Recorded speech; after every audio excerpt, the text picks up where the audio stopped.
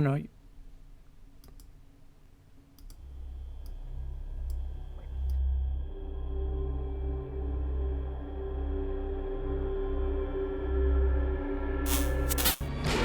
Still creating problems, all right? Hello? Woof. Hello? Hi there. I'm CP of WILIscredia. Hello. And I'm the other one.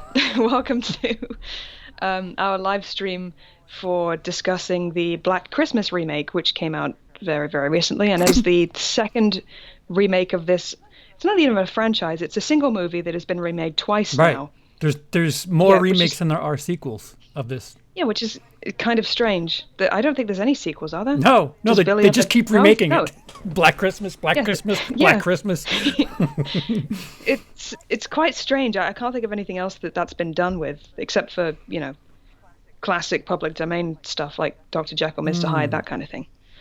Well, even that they've kind of taken liberties with. Like, oh no, wait, what am I thinking of? No, I'm wrong. Oh no, they definitely have. They've done remixes, versions where Mr. Hyde is a woman, or like versions of Sherlock Holmes where it's set in the future and Watson is a cyborg, that kind of thing. There's always been stuff like that, but this is just a singular Christmas movie, which was by no means a masterpiece. It's just kind of there, and it's pretty good. You could ignore it if you want to, or you could really enjoy it. But they remade it once in 2006 with weird incesty overtones. Mm-hmm. And now again this year, which is, I don't know if you could even call it a remake. It's a title. There's a lot. Yeah, there's a lot of key points from the original and the first remake that are kind of missing. I'd say it's a remake in name only because it certainly doesn't have the same feel. But we'll be discussing that today. Yeah, they took the fact that it was at a sorority. Like that appears to be like the time of year. Yeah. Slasher killer at a sorority house at Christmas. That's it. That's all you get for. Yep. I'm just bringing up the chat on my phone in case you wonder what we're doing. Hello, Gary. What's up to Bears Live? Daniel Hammond's here. Mm-hmm. You saw it for free. Oh, are you an AMC Stubbs A-lister? Well, that's not free. That's technically paying for it. Technically, but it's a, it feels like it's costing you less. Sure. Because it says $0 at checkout, so that's quite nice. You pay every month. Yeah, and if you go enough, that makes it worth it, which we don't. Horror Emperor, great name, says Emily and CP, the coolest couple on YouTube. Yeah, we are. Oh, don't you forget it. Yeah. And I don't need to tell you in public how much. Never mind. Have you all met my delightful husband, who I love so much? Yes, and my beautiful wife. I didn't do anything wrong, I swear. Yes. Thank you for helping me set up this video and everything. My pleasure, sweetie. Appreciate it. Couldn't have. Aw. Trini's here. Wait, give Trini a wrench. What's up? Oh, how do I do that? The 3 dots on the right side in the chat. And it should sit. I'm not getting that on my phone. Yeah, I don't think. Can you do it on your end? This isn't my channel. Oh, God damn it. I'll be a little more alert. It's all right. Sorry, you gotta start assembling your toolbox. Mm-hmm. If you know what I mean. So, more than one reason are why this is over here on Emily's channel, and most importantly, being the message in this movie is certainly. I'm a woman, so I'm qualified to talk about this. Right. On my channel, this would be a lot more tone deaf, I would think. Well, you're allowed to have an opinion on feminism. No, I'm not. I mean, male feminists. Yeah, male feminists exist, and not just because they're trying to get laid. If you. Well, unfortunately, I feel like the definition of feminism has become muddied in the last few years. Like, I've seen people comment that feminism has ruined this movie, and I would like to point out it's a specific kind of it's a certain angle modernized that has made it like almost third wave feminism, I think what they call it. We might be onto an entirely new wave. It's so hard to keep up. Post Me Too. Well, I mean, yeah, white men are the problem as far as this movie. Hell, the we might be dipping into other movies that have this problem. I don't know, like the Marvel Universe movies. Yeah. With the women all lining up in Endgame, or the Oh yeah. The way they. oh fucking it, Men in Black International. That was Yeah, pretty 2019's cringeworthy. been a pretty awful year for, Lip service to women, yeah. but So we'll call it post Me Too cinema for now, because that's the character. the problem we're dealing The with. character that was the good guy was a light skinned black man who was the only one that even he ended up. He was so nice. I was expecting them to pull it around like He was the bad he was guy. just I thought for a hot second that they were going to make him the killer, but yeah. oh well. So why don't we start? And I wanna say something and make sure it's quite clear and on the record that the only reason we Okay. finished this movie is because I made sure that we finished this movie. If it were for Emily, we would 20 minutes and we would have bailed. So I'm just looking at the screen here. Why is your box so tiny? If I had compared $1. to mine? You shouldn't have done that. We're equal. We should be. No, not Wait, not is in that, this stream. Is that what you were going Not for? in this Is stream. that- I see what you did there. Yes. And you get to when you look down at your screen, it's like you're looking down on my tiny little head too. It's pretty funny. Aw. Here's my Attack of the sequel. 50-foot woman. Roar. Wage gap. Anyway. All right, so why sorry. don't we go through the entire movie? That really feels like Whew, all right. Okay. it feels like it could be summarized in, I don't know, 5 sentences. Yeah, if you saw the trailer, as you said on the, thing we videoed on the way back home, that you pretty much got the gist. I Right. think. Right, and the trailer kind of gives, with the exception of one major thing, the trailer kind of gives you all of it. Oh yeah. And oh boy, so it takes place at a sorority around Christmas time. The Kappa, Gamma, Tau. I don't know. I don't know. did we Greek, find but out? It's one of what those. this- yeah, AK Alpha. What does K mean? Kappa. Kappa? Is that I what don't that know. is? I think Alpha, it's, Kappa, I think Omega. it's just. Is that what the boys thing was? I think they literally just pick some letters. I don't know how sororities, fraternities work, to be Okay. honest. If anyone else does, let us know, because I'm always eager to Mm. learn. The only other place I've seen it done is the Butterfly Effect. One of the times he wakes up, he's a frat boy for some reason. Sure. Yeah. So the movie opens with Lindsay walking home and getting weird texts on the Yip Yap app. Oh yeah, she's the blonde of the group, so she doesn't last very long. Yeah, and her pants were decidedly way too low cut, so she's Yeah. a goner. Using that Yip Yap app, getting texts on her walk. Oh god, I forgot about the Yip Yap app. Yeah, the stupidly named fucking WhatsApp Messenger rip-off thing with a stupid name. Yeah, and instead of having phones, prank calls on a phone, the closest thing they have in this movie is the texting, the DMs on an app. Yeah, it seems like just anybody can jump in and talk to you, so maybe it's more like the Whisper app. I don't know. They don't explain it Yeah, very well. don't try But to she's help this movie. That God forbid. she's getting weird texts from not even an anonymous person. I think they label themselves after the founder of the college. Oh yeah, it's that person's name. What the fuck's his name in the movie? The college is named after. Hawthorne? Hawthorne? Yeah, Cawthorne? Something like that. Yeah, the name of the person that's sending these texts on the Yip Yap app is so and so Hawthorne, and she thinks it's the dude that's walking behind her. Which, by the way, is Presumptuous. yeah, it wasn't like they shot it to make you think it was him because he was on his phone, but then he did like a hard left, and He kept looking Yeah. up menacingly, and yeah. I mean, yeah, cute trick and all, but that was an unnaturally following person right there, whatever was going on there. And then So he bogs off, and then she keeps getting messages, and then some dude in a hood turns up because he could have been a caroler. She didn't know, but she flees to the nearest house and bangs on the door. And nobody answers, even after she changes her mind and sees nobody's there. Yeah, she goes So, to a different house too, and then yeah, just nobody's at home. And she doesn't check her corners. There's this. He emerges from behind a giant Christmas, one of those inflatable lawn things. We don't. I've never really seen those in the UK. I think that's an American thing, just to pimp your lawn with Christmas decor. yeah, Christmas Vacation is certainly, that's a 30-year-old movie, and that shit is still pretty prevalent. Yeah. Yeah, there's a couple of Griswolds on our street. See, yeah, there are a couple of Griswolds on our street. Part of the oh, that reminds me, I didn't light up the tree. Shows how much in the spirit I am. Well, we've got time. You go behind you and all right. Well, explain how the guy magically is in the house. Magically in the house? Yeah, she knocks on the door. She's frantic, and then fucking the hooded guy's open. He's in the house. Yeah.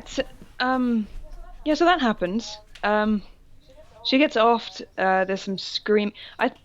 Okay. So they might have been alluding to the first film, because I believe she gets stabbed through the chest with an icicle, which is spookily similar to that glass unicorn ornament that Barb gets stabbed to death with. So that happens. She makes kind of a snow angel imprint in the snow as he drags her corpse off. Which is it's a wasted again. opportunity, because they really, like, the shot is neat. Like, she makes a snow angel and then she gets dragged. Mm-hmm. But she was stabbed in the chest. If they had like a blood trail, it would have made that shot.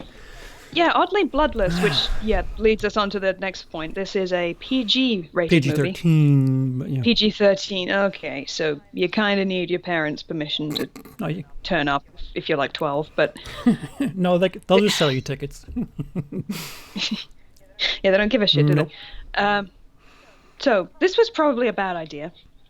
Now, there are PG movies that can be phenomenally scary. I don't know if anyone's seen The Brothers Grimm, but that personally scared the crap out of me with the horse that eats a child scene. That was pure nightmare Heath fuel. Ledger? And Is that others. Heath Ledger and Matt Damon? Is that? Could have been. I don't think I knew who Heath Ledger was at the time, so I wouldn't recognize him retroactively without seeing it. But yeah, a dark PG kind of kids movie, but like very, very grim, appropriately. Well, this is a movie that feels like, unless it was just edited like a fucking somebody took a hacksaw to the film. I'm thinking they wanted to make it an R, and sloppily edited out anything that remotely looked like an R. Yeah, you don't see any penetration stab shots. You don't see any, like you said, there's no blood trail for this one girl. Which would have made the shot that much better.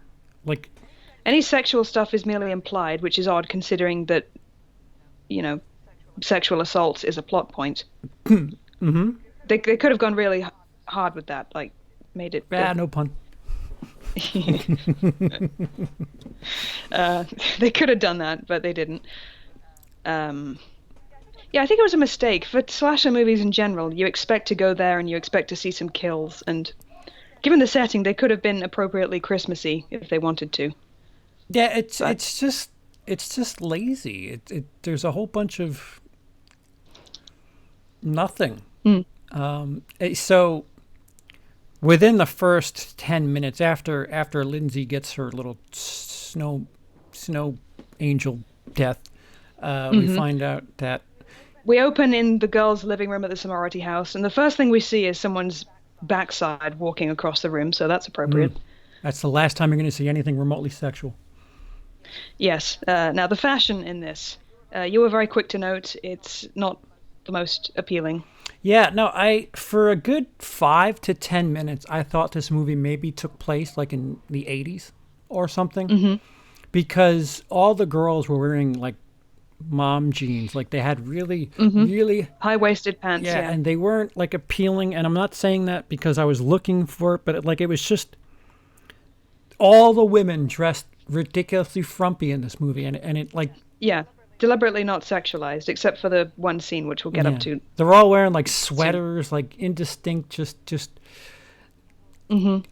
there's nothing about these people that stick out where I can tell you, oh, that character, like they're just all like Yeah. malaise, fucking. Ugh. Pretty much, yeah. So there's some stuff going on. People are, getting ready for Christmas. One girl comes into our protagonist. What's the main girl's name in this? I I forget. don't know. I don't know. Shit, I'm gonna have to look this up. Imogen Poots? So, You're talking about the main actress with the really bad fringe, as you would say? yeah, that's the one.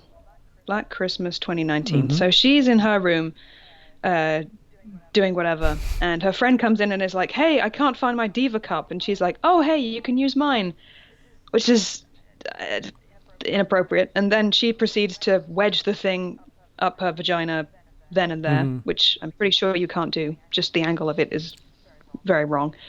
And believe it or not, this is a plot point later, the Diva Cup. And I don't know this girl's name either, but I'm just going to call her Diva Cup. Bloody. Imogen Poots, yeah. So she plays. Fuck it. She plays Fuck It. No wonder why it was a PG-13. Riley. Okay, so her name's Riley. So Riley is, they're having a cozy sorority. They've got stuff planned. I guess this is. It's the last day before everybody goes home for Christmas vacation or whatever, and the people that are staying back at the college are having they had an orphan's dinner or some shit like that. So there's that. They're all planning for some little. I don't know if it's a sorority Are thing. you fucking kidding?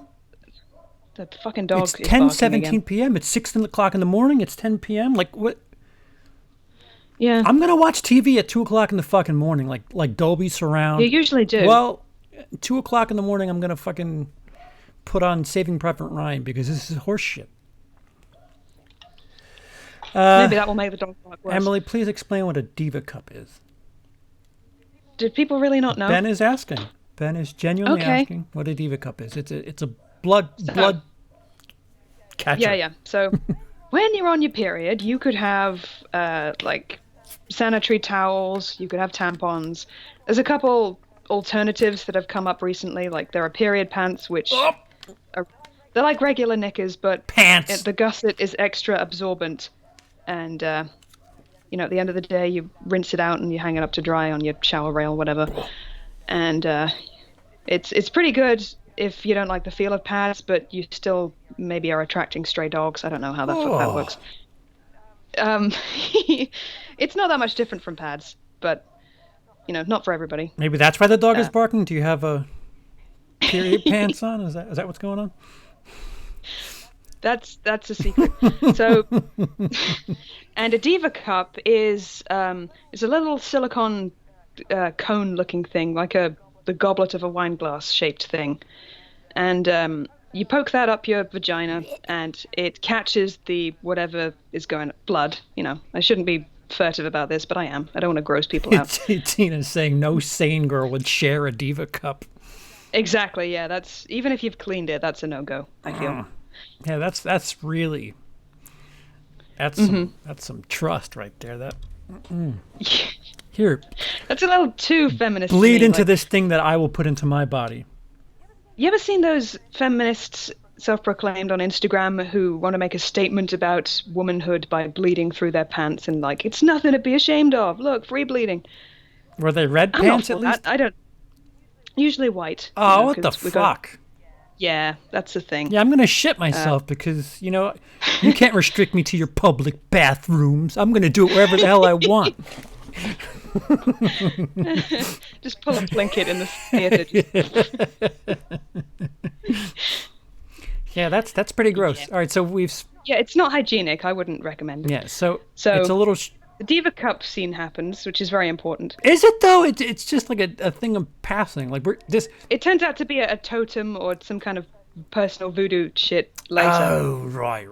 Well. Yeah. So that's why it turns up. That's why it's. I don't think we're at 5 minutes of the movie yet. Just for the record, because things just go so fast. I feel like because it's menstruation, they worked it in there because nothing in this movie does not relate in some way to being a strong, independent woman, men being dicks, or Me Too. It's all very, very heavy-handed, and it is constant. It never ever fucking stops, which is basically what we're complaining Well, about here. Emily wanted to leave within about 20 minutes because I think it was after I could see, the class. I could see where it was going. It was after the class scene where Carrie Elways was teaching a course on something about men. The guy who made the college, something about men, and he called on what the hell's her name? Riley. Riley, Yeah, he calls on, as in Liefeld.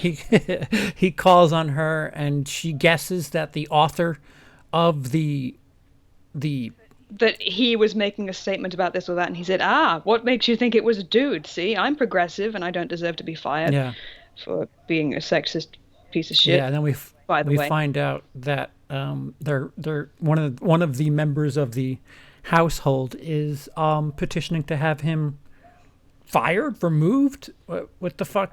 Yeah, I guess just taken out of his teaching position at the very least. We find out that she successfully had the bust of the what's the name of this fucking college? It's gonna bother me. Hawthorne College. Yeah, the dude Hawthorne, his statue, his bust was removed from public sight, and she had that. Okay, done. so this girl's name is Chris. I'm trying to work out all their names from the plot summary, but I honestly do not remember. Yeah, no. So yeah, I think she's the one that's petitioning to have him removed. And she's the one with the most. She says the most. She's the most. I mean, I really feel like she should have been the lead, because she does more than anybody else in the movie. She's the one with the most fight in her, whatever you want to call it. So the thing is, she's petitioning Cawthorne for not using books written by women, but historically that's just, I feel like women have not had as much freedom to have written books, at least not without a pseudonym. Like that's unfortunately just the case. In academia especially. So yeah, that's happening. Then they all go to this coffee shop and where Riley works, and this is where we meet he's not even a love interest, because God forbid anyone fancy anyone. His name is Landon. Landon, yes. Who's perfectly not a member of any, like, if you guessed he's black, nice. well, I was gonna go the other way. He could be a member of so many different races and creeds that he's just so perfectly non-white and gentle. I feel like that's a trick that Disney have perfected for their, victorious whatever. Yeah. I see. I thought they were going racially ambiguous, grown in a lab. Right. I thought they were going to subvert my expectations and have him be the fucking bad guy, but nope. People might not get the nuance, so we have to make it blindingly clear who's bad and who's not. Yeah, so he's like a 10-year-old. He's like shy, like a 10-year-old would be about talking to the Riley and giggling when she says stuff to him, and it's just like, okay. He's a sweetheart. Yeah. So then the next person so he doesn't order anything, and then he just storms off. So the next guy in the queue is this douchewad who's part of the fraternity next door, who's friends with, I want to say Brian, who is the guy who sexually assaulted Riley. Spoiler! Professor... No, wait. Yeah. Nate? So we can tell through... No, it's not Nate. You might be right. It might be Brian. Yeah, Brian Huntley? Doesn't even have a picture. So Brian's back in town, and so that's going to be a little triggering for her because of this thing that happened 3 years ago, and they make no bones about the fact it did happen, because we get flashbacks from Riley's point of view of it happening, so it's not like they pull the false accusation thing Brian does later, clearly denying that he did anything, but also more broadly accusing women of, besmirching all of mankind with their accusations. Well, they have that thing where they're doing the talent contest, whatever the fuck, where they're all performing at one of the frat houses. Yes. And this is the only... Listen, if you're going to this movie to see girls look pretty and little skimpy shit, this is not your movie. But if there ever is a moment that you're going just for that, this is your moment. They're wearing like little Santettes outfits. So they do this one of the girls drops out, so Riley's roped in. She knows the choreography conveniently. So, but the reason she drops out is she's drunk, and the dude that she's with is I'm forgetting the order of events. Okay, so we got to talk about that first. You get the idea that. So she stumbles into a room where there's something very obviously culty happening, with pledges stepping up and being smeared with anointing oil, treacle, whatever it is. And it's if you think there's going to be a twist, there isn't. This is literally a woman-hating cult that is. Yep. Knew from that point on that was what was going to happen. So after she sees that and says nothing about it, she intrudes into another room where her friend is being, drunkenly wrestled onto a bed, and she steps in and rescues the friend, and the dude storms off going, "Oh, women are bitches." Yeah, she was asking for it. So we know he's a bad guy. Yeah, I think he literally said she was asking for it or something to that effect. And it was just like, oh boy. She calls them teases or something like that. It's some derogatory term. See, this is where, like, if you want this element of if you want this version of a story, I would tell people to watch Higher Learning, because first of all, it's I would call it heavy-handed for 1994. There was a lot of shit with racism going on back in the early 90s. So this is the one I watched with you, Jennifer Connelly was in it. Yes. So if anything, like, that would be the heavy-handed thing, but even still, it's not shoving it down your throat that it's all message. But Christy Swanson's character gets raped. I get right in that movie, and there's a bunch of other shit going on that these college kids have to deal with. I would say if that's something you're looking for, if you're looking for some sort of redemption, whatever the fuck, with that, Higher Learning is a far better movie. Yeah. This movie, it feels like browsing an inflammatory Reddit forum or some dark corner of the internet where all the extremists come out and fucking... It's like you said, it's heavy-handed. It's not subtle. No one feels like an individual character with their own distinct personalities. They're just there to parrot out these fucking phrases. Unfortunately. So that happens. Riley is roped into this performance, which is performed very oddly. No musical backing. They're just kind of... a cappella. Sing, which is awkward. You can hear every misstep of their stomping feet when they're doing and the weird... she's all got stage fright or whatever the fuck. Brian's giving her the evil, haha, I raped you eyes from the back of the room. Thank God you said that, not me. So her friends are, crowding around her, blocking her from view, still doing she's the on dance. stage, but behind them just kind of like shimmying, like, I don't... Like fucking Paige from that Fighting With My Family movie, when she's, when she freezes in the ring and everyone's yelling, "Go back to fucking Hogwarts." Another far better movie with a successful female. With an action, Fucking hell. So Riley gets a little bit of her courage back, and they proceed to sing this song about how, she was assaulted, and they're gonna let everyone know what happened, and you better watch out because we know it was fucking rape. Go fuck yourself. She didn't say the word rape in the song, but she says assault. Didn't ask for it or something, like it was. We had sex, but I didn't know it was happening because I was. Right. It's a felony. Right. They made it wrong. She wasn't. So I don't remember it or something like that. Yeah. Having successfully owned those frat boys, they. And someone's filming it. That will come into play later. But they storm off. And Landon turns up, and he comes back to the house with them. He kind of tags along. He's going to come to their orphan dinner or whatever it is. Does murder start happening yet? Well, the Lindsay girl had already been murdered. I'm trying to figure out... Yeah, so the friend who was almost accosted by her boyfriend, she's decided to walk home alone. They don't keep her on the phone while she's walking to her own place or anything. They just get a text and like, yeah, everything's fine, which is not in the girl code. When I was in university and God forbid I had to walk home alone, my friends would keep me talking while I walked, which is kind of safe. Like if I get jumped, they're going to hear it and, hopefully know where I am, call somebody. That was that. But they don't do this. It's just kind of oh, you're going to be all right walking? Yeah, that's fine. I would say a woman on the phone is probably more distracted and would be more vulnerable to attack, but that's just my rape brain thinking. I would think that, if you're not on the phone, you're more alert as opposed to being on the phone and being stuck into the conversation. But again, I don't. The girls do something. Both Lindsay, not that it helps her much, and Riley at one point do the thing with the keys. Yeah, they have their key knuckles, fobs yeah. and they make like a makeshift Wolverine claw.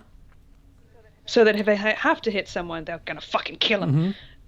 Doesn't help Lindsay much because the moment someone actually tries to kill her, she and falls over and drops her phone and starts crawling away in the snow. Yeah, it's kind of stupid. So yeah, the friend, what's her face, who walks home alone. Unfortunately, she meets with a terrible fate herself. Is that Helena? Dude. Maybe? Yeah, it's Helena, yeah. I remember because she had a necklace. Oh, yeah. Yeah, that's right. Yeah. Jesus. That I don't remember. Oh, my God. Like, other than the women in the house, like the third girl, Marty, I mix her up with Helena. There's the Chris girl who's mulatto. She's got a very big hairdo. That's easy to remember too. There's big hair. There's big hair. Is that an appropriate word? What? Big hair? No, but mulatto? What was Is it not an appropriate word? I'm not sure. What's the word now? Well, she's a black woman. I don't think that's. Well, she looks light skinned, so she could be both. No. Yeah, not everyone's black as night though. Not everyone's Idris Elba level black. It's that's why. Right. All right, let's say we don't whatever. Well, she's lighter than the Chris. Jessie girls. What I was gonna say. Yeah. Okay. Yeah, I don't know how extra milk in the coffee. I don't know how to put it. I swear I'm not trying to be offensive. I'm just trying to differentiate the people between each other. And this is why it's not on my channel. Mulatto. See, I don't. Zachary Hayes in the chat is saying mulatto. I don't know. What is the proper term to? What do you call somebody who's both black and white? Mixed race. Mixed race? Really? I didn't know mulatto was offensive.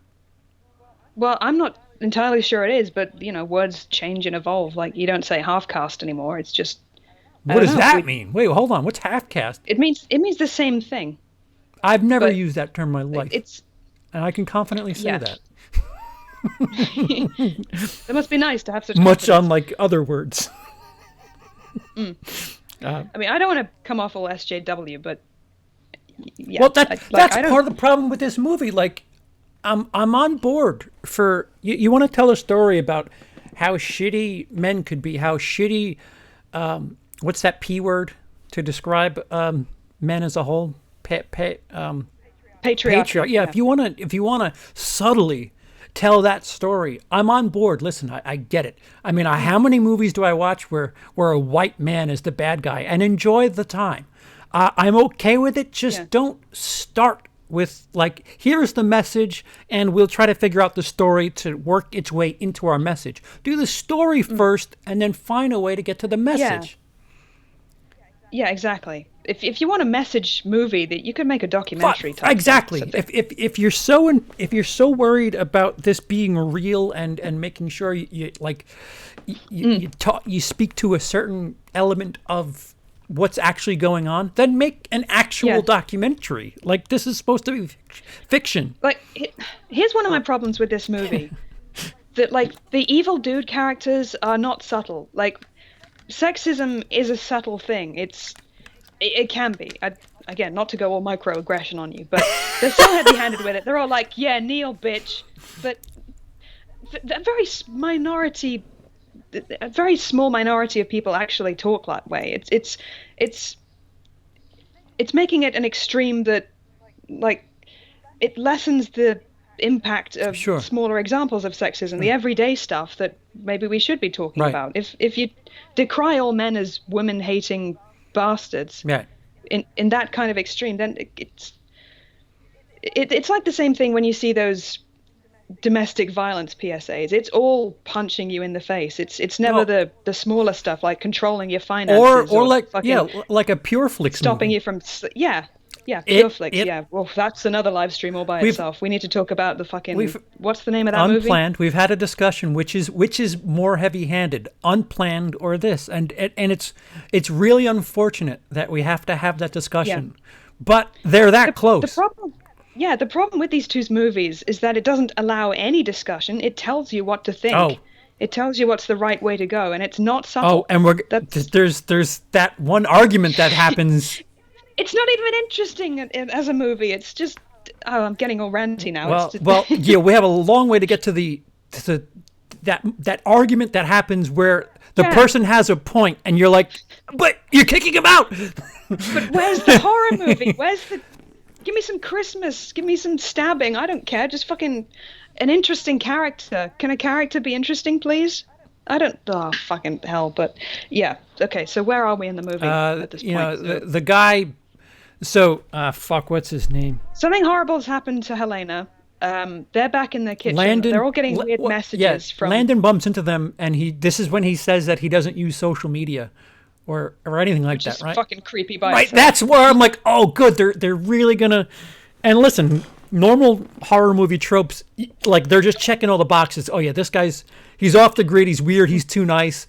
This is gonna be the fucking bad guy. And all right, I've known someone like that. Yeah. Big red fucking flags. Yeah. But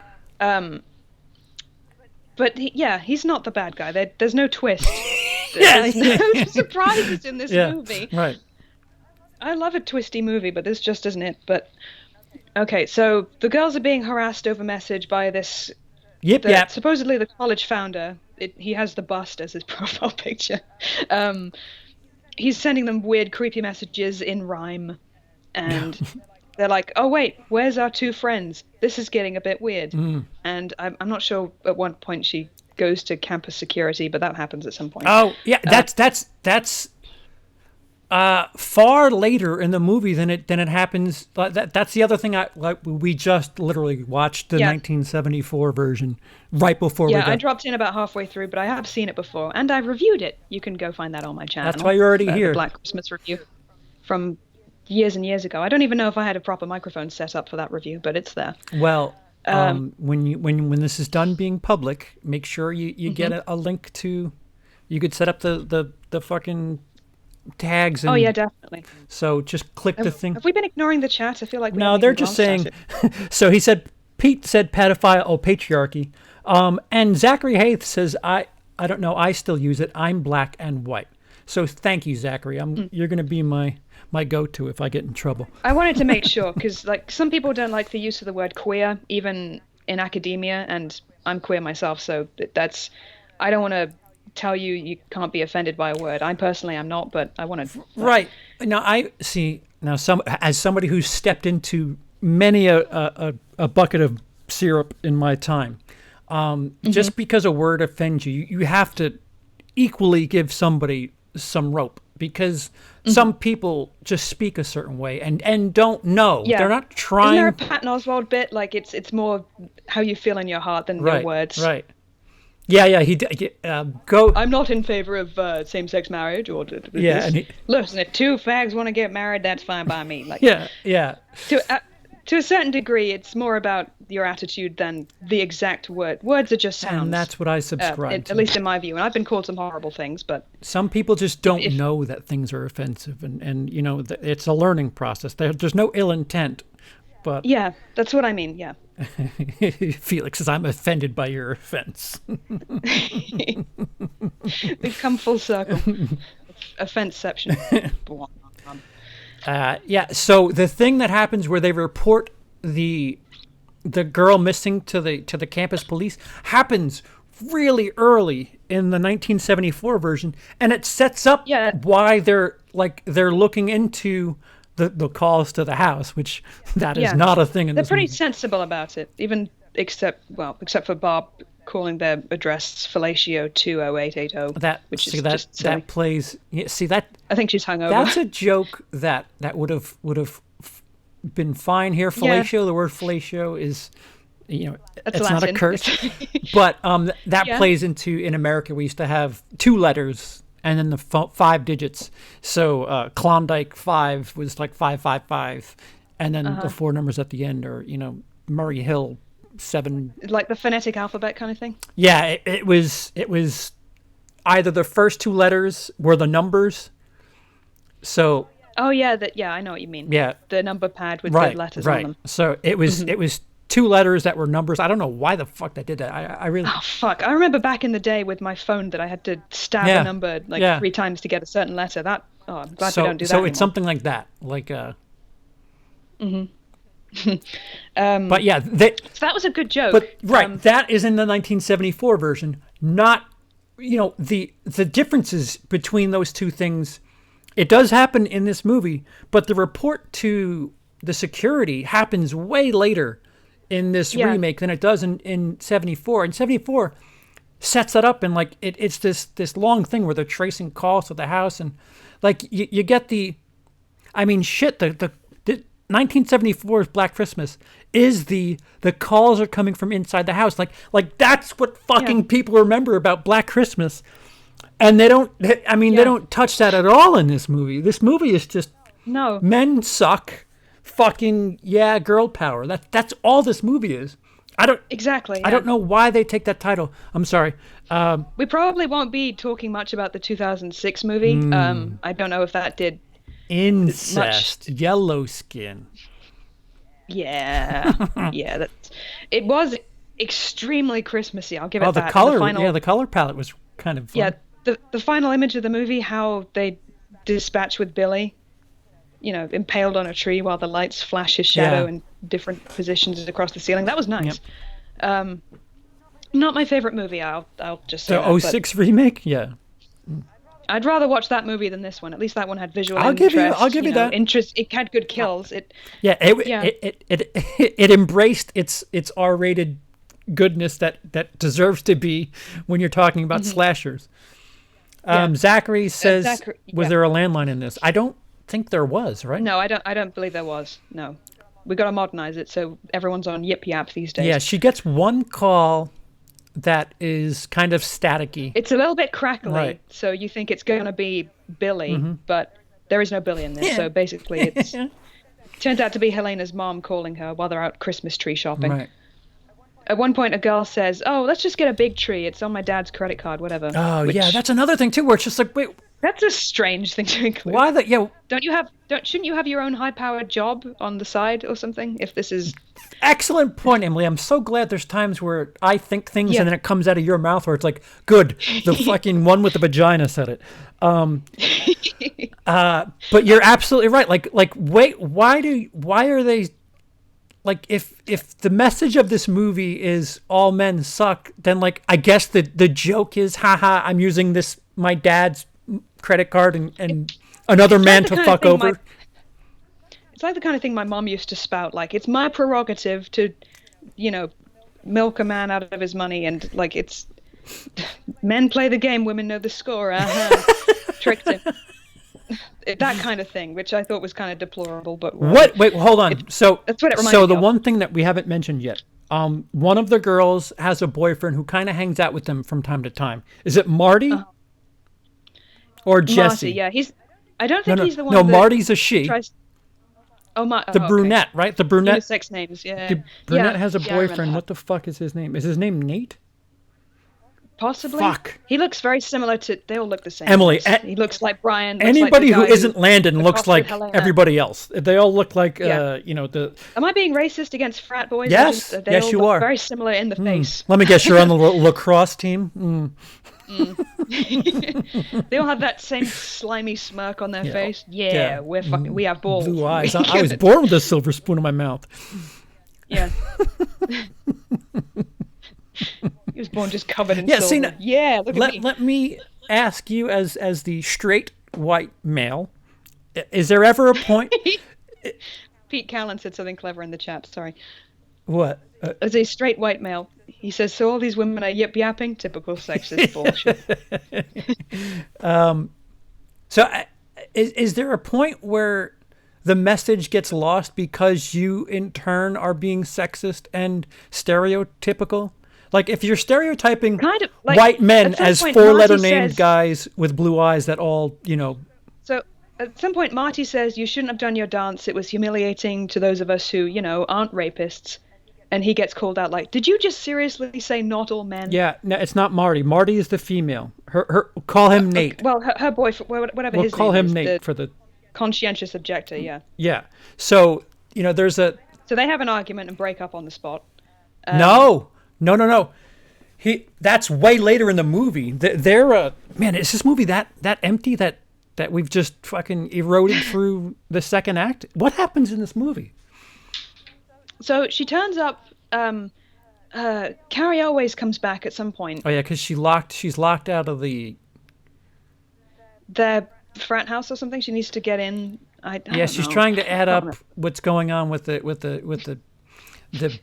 That really tells you something that we don't know the plot. It's just Well, completely. that happens to me normally, but this one it's just particularly extra empty. There, she's figuring out about the hot fuzz element again. If you want a fucking what would you call that? Cult? Stop Yeah, let's shaking your just call it table. a cult. Yeah, they're wearing hoods. Yeah, made if of you- velvet. If you want that, go watch Hot Fuzz. That's a better movie than this. The greater good. So she's trying to figure things out and go into that frat. And Carrie always catches her looking into the window. Yeah. Oh, okay. So, there was a kill that I wanted to mention because Diva Cup. There's a long-held shot while she's walking around the house trying to find the white fluffy cat that they own. Yeah. You know how in horror movies they just talk to someone they can't see, unaware that there's a killer lurking around Stationary camera, just up a weird shot because For it's like quite- up in a corner. for about a minute, and then crash zoom as the guy in a hood just goes for her. Now, what did that remind us of? Exorcist 3.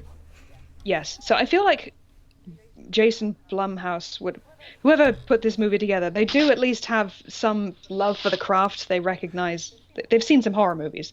Proper credit to Mark Schwartzbard, who is the The cinematographer. cinematographer? Yes. Yeah. Yeah. So someone clearly knows what they're doing, but unfortunately it did not translate to the script. It just seems to be like hey, remember The Exorcist 3? Remember Hot Fuzz? Yeah. Remember Jaws? Oh, just kind of just a thing. bunch of TV work, huh? Yeah. That's so unfortunate.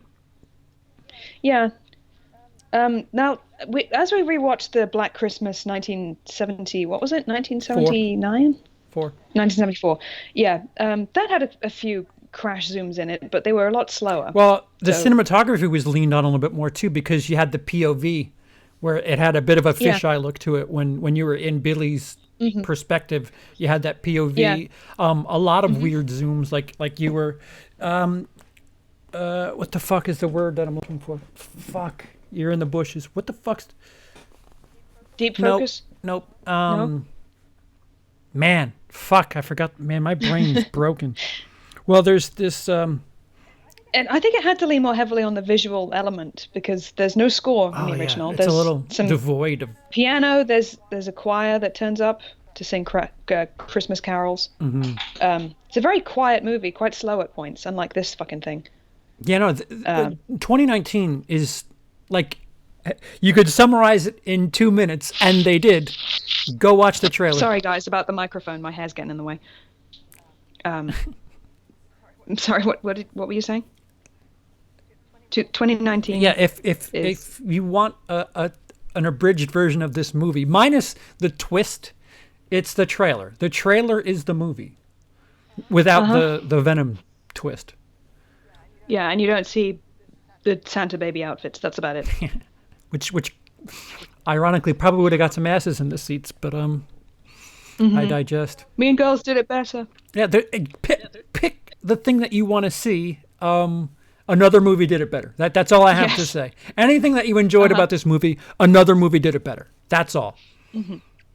It has a few good elements, but for the most part, you can skip it. Oh, Or you can spend an hour and a half talking about it on the live stream. well, That's the one thing that I would say probably is redemptive about this. Like, if you really want to sit down and shit on a movie, like, yeah, if you want your eyes to roll back so far that they come back round to where they were before again, then wait till it comes this is out. the movie Wait for till it you. comes out on like VOD or some shit. Get a couple of people, get a bunch of beers, and really just drink every time someone does something. Oh yeah. Take a shot every time something feels woke. You will fucking die. Yeah. Where were we in the plot? So she's poking around the campus. She sees that. So Landon's hanging around. There's a kind of a jump scare. He turns up, and it's only Landon. Oh. Is it? Wait, no. So see what the weird thing was when Carrie always like opened the door for her. He went to hide a key, which was it. Like he had this flower pot, and a fake rock. Yeah, the fake rock, and he takes the key out from under it. And I was just like, oh, okay. So we're Chekhov's gunning this, and that hide a key just does not come back. It was so fucking pointless. Yeah, at some point, Riley goes to campus security and explains that her friends may be missing and also weird messages. And much like the original movie, the guy's like, well, it's probably pranks, I don't want to get home for Christmas kind of thing. He doesn't really know what Yip Yap is, which I think is quite funny. The security guard who has to be explained what DMs are. Right. Yeah, which, I don't know. Again, 74 did it better. Yeah. There's a lot about this movie that just leaves so much to be desired, and there's like no creativity. I'm trying to think, like, do we know any like staunch, like really third wave feminists that we could, like, maybe this is funny to somebody that like really feels like men are holding everybody down, but I don't know any personally. I mean, Lindsay, and I don't want to name Lindsay names. with an E. My cohort from show business could be the most. I would call her a feminist. No, Lindsay, the man Lindsay, with an E. That's why I said with an E. I don't know which is which. Spelling. Yeah, Lindsay with an A is Mother Mayhem. Lindsay with an E is perhaps the most progressive person I know, and I'm dying to talk to him about this. I don't know if he's watching it, but I mean, if there's anybody who could see through, who could kind of lean into some of the things that are being said in this movie, I think Lindsay might be the closest thing to people I know that would defend it. So perhaps we can get him to watch it and ask him. And again, that's a man. Yeah, that might be interesting. It's still not a woman. Yeah, so we lose a couple points there. Right. Oh, fuck, what was I going to say? I'm sorry. So the original movie has kind of a major, well, it's a plot point, certainly. So Jess is our main character. She has a long-term boyfriend. She finds out that she's pregnant and does not want to keep it. And her boyfriend does. This is mainly set up so that Peter can have a motive, I feel like, because he does not take the news well that she is not ready for a child. He's very forthright with his opinions. He's like, I'm quitting the piano thing and we're getting married. All right. Because I'm 55. Done. Guy looked older than me in that movie. Sorry. Yeah. So that's pretty progressive for 1974. Indeed. When divorce was still taboo. Right. The only reason I exist is because divorce was taboo. Same. Well, you're far younger than I am. I was an attempt to save a marriage that did not work. Made it worse, actually. I was an accident from two teenagers that. Anywho, so. Oh yeah, I was an accident. Pet dogs were planned. I was an accident. So that's a pretty serious topic of discussion for a horror movie, I would say. Well, they don't touch it again. They don't really. I mean, it's like you said, it's a motive. If anything, in the 74 version, his being frustrated with Jess not getting or having a proper discussion with him about the choices. Yeah. Is motive, but it tells us something about her character. Like, she's firm but fair. She wants to have her own life and make her own decisions. She's trying to argue with him like an adult. He's not really having it. she's kind of a mature character. That's what that sets up. I'm not saying it's like I said. This movie, the original Black Christmas, is not, does not have a great deal of gravitas. It's still a slasher movie, but again, it deals with it a lot more sensibly and adultly than most of what happens in the second remake. Well, the thing about the 70, like it's even more reason why I wonder why the fuck they chose Black Christmas to remake. Like, why on earth, of all the things, if you think of 74's Black Christmas, you think of calls coming from inside the house. The telephone call thing is such a heavy element of the original Black Christmas. I think the Black Christmas, that first movie, it's all about ambiguity and things left hanging and not knowing. Right. The same with the abortion thing. That never really gets resolved, and probably because Peter gets murdered. But then we never find out who Billy really is. We hear the phone ringing over the credits, and that horror is just left hanging there. That's the major theme, I think. He's still up in the attic. That's the. Yeah, we never find out who Agnes is. I mean, the first remake tries to solve that by telling us exactly who Agnes is. I'm telling you, that Billy's got talent to do all those voices. Oh yeah, he should get a couple. fucking He paid should get to do that. a couple of dollars and be a ventriloquist. Fuck. You chose the wrong line of business, sir. Yeah, he's giving it away for free. So 2019, there was a line in passing, right? There was a line where somebody says to somebody, "Your body, your choice," and I don't remember who the fuck said it. It was the snarkiest fucking thing. Yeah, like you get to choose whether you live or die based on how subservient you want to be to our man's fault. Right. He twisted it round on him. And there's another bitch who's like, excuse me, there's another woman who's like, I'm playing that game. I'm going to be nice and docile. And they show that does not work. Just to really hammer it home. Like, there's no ambiguity there either. Like, there's no playing that game. Oh, you're going a little far. You're going.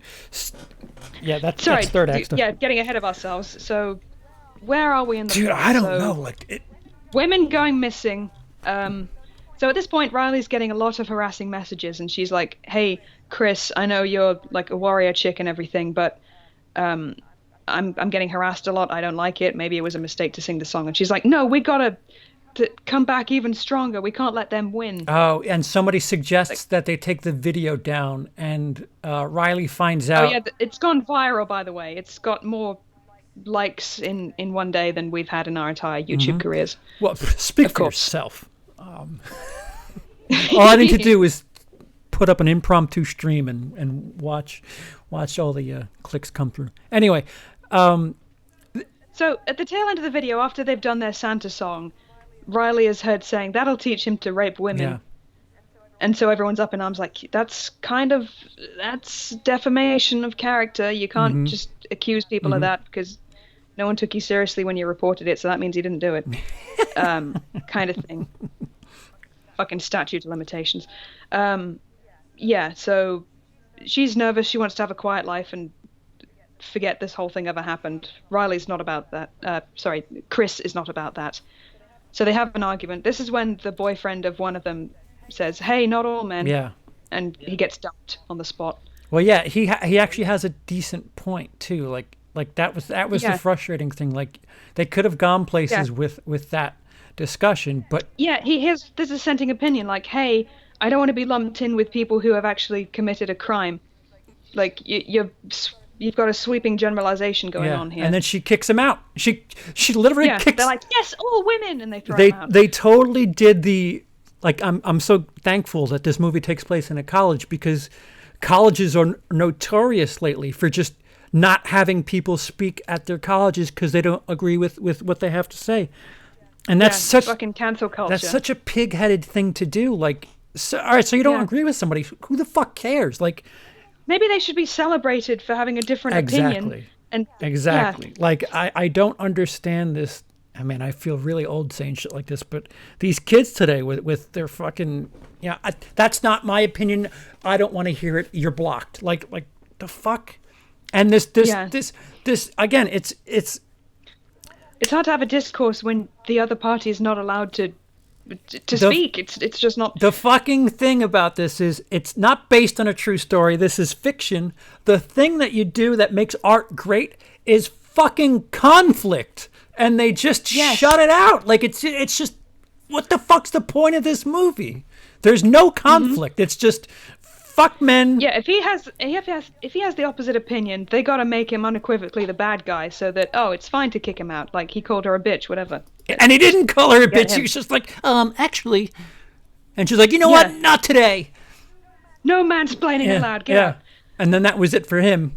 Although he comes back. Oh no, wait. So he gets locked out of the house, and now the shit starts popping off.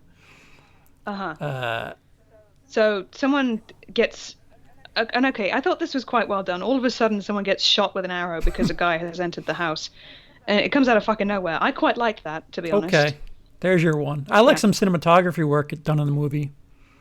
Yeah, unfortunately. Yeah. So I think they escape upstairs. One girl is, she's bleeding. I have to tend her wound. You're going to have to go out and find a phone because we stupidly dropped them in the kitchen. Oh, wait. Can we rewind for a split second? I want to talk about the top. They're preparing Christmas dinner or something. I think they're preparing They made a ham. Their orphan. Yeah. One girl's like, if I'd known how easy it was to make a ham, like she's a fucking 50s housewife. Yeah. So they play a game, and one of the girls asks the other one who her top 3 animals are. Oh God, I forgot about that. Yeah. And it's like animal. It's one of these stupid Facebook games. And then she says ant for her third animal, and like the 1 means what you want to be, 2 means what you look for in a relationship, and 3 means how you see your friends. And then she ends up explaining that she likes ants because if you kill one, you don't really kill them. They're all together, and which is amusing considering they're about to get decimated. Yeah. But and I say it doesn't matter if one of us dies. There's enough of the others that it doesn't And matter. I say bullshit, by the way, because you get me 1 ant, I'll kill it, and I won't think of it as 50 ants. I can find 1 ant and kill it, but it's not like we live in a country where the ants can gang up and exsanguinate you either. It's just you can get rid of all the ants if you really want to. Yeah. And she feels like she has to justify it by saying what a pack of strong women they are. Like maybe you just like ants because they're cool and they can lift a million times their own weight, or however much it is. So they're like it's like physically ripped animals. I don't they know. shoehorned another message about this group's they're gonna stay together and fucking good women blah, blah. support other women and are friends, Just etc. fucking hell. Don't ants report to a queen? Like I said, or is that bees? No, that it's ants. They're the similar. They're in the same insect family, I think. Yeah, they have a queen. The drones impregnate said queen. Interesting. Worker ants go out and they forage and so on and so forth. So you wanna be a part of a group of things that work towards making sure somebody at the top gets okay. If it was up to this movie, then all the ants would be queens. Oh, you got that right. Fuck. Yeah. And I think this comes back later, like it becomes their mantra, we are ants. It's the stupidest fucking thing. Sculder asks, how were the credits? Were they nice in font? I don't know. We left. I liked the font, and they had a version of the Assault song with actual musical backing, which it should have been in the first The place. Assault song? The one they sing as the their Santa stage things. performance. Yeah. Yeah. Yeah, it was It a still nicer could make version. the song good, but yeah, it had violins and shit. I was trying to put bleach in my eyes. I don't remember anything about the credits. That's for fucking certain. Yeah. Like 30 seconds before the credits, I was sitting like this. 30? You were like 80 minutes before the credits. How to yank Emily down. We're not, no, sit down. We're finishing this. And stupid. We are hive-minded beings. Yeah, we stick together or we literally die. So. What's your third favorite animal, by the way? I don't know. Fucking a dog, a wolf, and a hybrid between a dog and a wolf. Dog. Dog wolves, they do exist. I read a book that said, hey, you can leave your bitch chained up outside and maybe a wolf will have sex with her and you'll have cute little wolf dog puppies. And hopefully it won't be too traumatic for your bitch. used in the Yeah, dog sense. Yeah, I got you. yeah, in the dog sense. So Emily is straight, CP is meh. I am not straight. Oh, straight fire. Yeah. Is that what that is? Yeah. Sorry. Yeah. Well, in this instance, you kind of have to be straight. Otherwise, that paperwork we have is meaningless. So I backtracked to get that dumb ant analogy in, and that's where I was like, oh, you know what? Fuck this. like I can't take it much more of this shit. But then she gets. I guess some women still do the quiz thing that means nothing. Yeah, it's very Cosmo thing that they were doing. In the original film, they had a Aries poster up in their living room, so. What's Aries? Maybe a nod to that. Aries, like the horoscope sign. Oh. Yeah, I don't think so. I don't know. I don't think you're giving way too much credit here. Yeah, I am. So yeah, the killer comes in the house. They hide upstairs, but they've got to reach a phone so they can call the police, which I guess she summarily does. We're getting there, Zachary. We're getting there. I forget at what point this happens, but they realize there's. So they stab there's the one more guy. than one person. Yeah. He bleeds treacle, and yeah, there's more than one of them, which everybody saw coming because we saw them in their hoods at the beginning. Fucking hell. Yeah. So they're like, there's a moment where they're like, wait, that's not blood, and it's a cute way. It's a cute way to get around that PG-13 rating because their shirts look like they're fucking just messy from fighting and getting cut, and then you find out ink. You find out it's venom. Little black fucking syrup all over them, and they're like, wait, this isn't blood. Oh, we'll get to that, but for now, another one of them turns up. So there's a second hooded figure, and you're like, oh, okay. So the police, they're supposed to have been turning up, but they turn up to another sorority where the same thing is happening, and then the one policeman gets stabbed. Is it even a policeman? I think it's It's security. just the campus I think it's the security security guy. There are no real police in this. Which I know how much that pleases you, the lack of representation of police. And well, if they did exist, they'd be useless anyway. So check out my Patreon for the video essay about how police are useless. Yeah, that's the ticket, Emily. Way to plug yourself. I'm surprised there hasn't been a movie yet glorifying the police. Quit banging into the desk. We're not all incompetent racists, by the way. Yeah, when you bang into the desk, the picture shakes. I'm sorry. Hopefully that's not interfering with the sound, and no, I hope it's this not. isn't The sound is fine. The picture's in my head too much. Picture's vibrating. Okay. I'm sorry. Where were so we find out that there's more than one. It's going on in more than one. Sorority. Yeah, they pulled an us on us, and. Oh my God, that's right. This movie was made after Us came out, so. Oh, do you think they borrowed from it? It's not a surprise because we saw the initiation thing going on behind a closed door. I think they expect people to be stupid enough to be surprised by it. Like, that's the other thing, too. Like, don't... No luck catching them killers, then. Yeah, it's not a new twist. Scream did it. Hot Fuzz did it. Us Take a look at his horse. Yeah. I wish I was watching that. I know. Like there's like I'm seriously, if there's like a piece of the movie that you think is remotely okay, I can recommend you an entire movie. It's like someone saw a fucking Edgar Wright movie and said, "Fuck him, I'm doing the exact opposite." Well, yeah, like Hot Fuzz for that element. I'm telling you, the girl at a college who's been raped, that's in higher learning, and there's a bunch of racist message, sexist, racist, it's all in that movie. It's the college experience. Right. Yeah, there's a lot going on. I mean, I thought it was heavy-handed back then, but fuck, that movie is a delight compared to this. I love higher learning, but I'm trying to think of another movie that did it way too heavy-handed. Like Crash was got a lot of backlash for how heavy-handed it was. You're talking about the yeah, not the movie about the fetishistic crashing. It's the other one. The Oscar winner from 2005. Yeah, Ludacris is in it. That movie.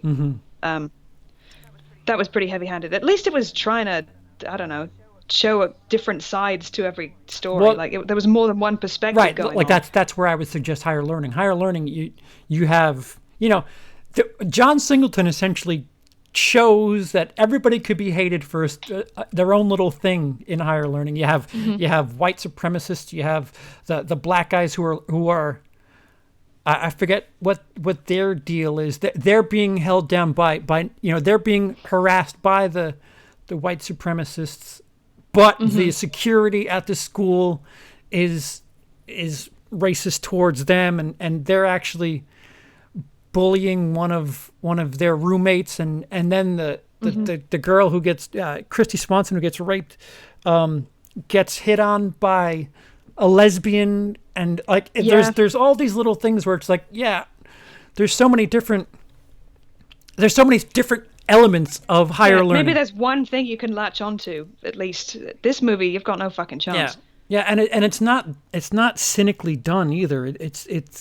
Is there anyone watching Black Christmas 2019 going, yeah, we did it? I don't, Emily, I don't know. It's like we beat sexism. It's like we talked about before with this modern college culture where it's just like, I only want to be reassured in what I think and not corrected. If we don't agree with you, we're going to problematize you and then cancel you and fucking. And I don't want to hear any dissent. I just want to be reaffirmed in what I think and what I feel. And here's the movie to prove it. And it's. Ugh. Yeah. Ugh. This was just a bad move. I don't know what.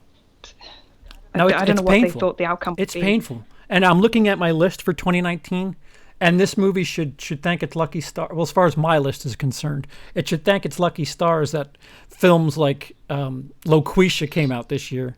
Oh fuck, bad movie. And Airplane Mode. Airplane Mode. That's near the bottom too. Desmond in the chat says, loved your rant/review and pointing out the mom jeans. I pointed out the mom jeans. Thank you very much. I swear. Could have been talking to you. Oh. It was on your channel. Oh yeah, it was your rant. You were going off. You let me go off. You could have said a lot more than I did. No, I'm a white man, a white straight man. I have nothing to say. I literally. I love you. You're funny. I'm just the villain. That's all I am. I would have some venom goop on my head right now, and I was getting a headache throughout the movie too. It was odd. That's your alpha trying to come through. There's one point where an alpha member of this cult says, "We're going to make you a man," and I was like, in the sexual sense, like the Frankenfurter to his creation sense. I don't. Yeah. So to really quick on the jeans, did we talk about it before? That I could have swore that this movie was dated for the late 80s. Yeah, we discussed it very early because there's a lot of high-waisted jeans, which I'm sure are flattering to some body types, not everyone. Well, I mean, if that's what colleges look like today, then I'm old. I'm older. If that's the case, then so be it. I get why people don't find them aesthetically pleasing, because it is just your grandpa sitting down for Christmas dinner kind of thing. And you can't distinctly make out color. There's nothing that.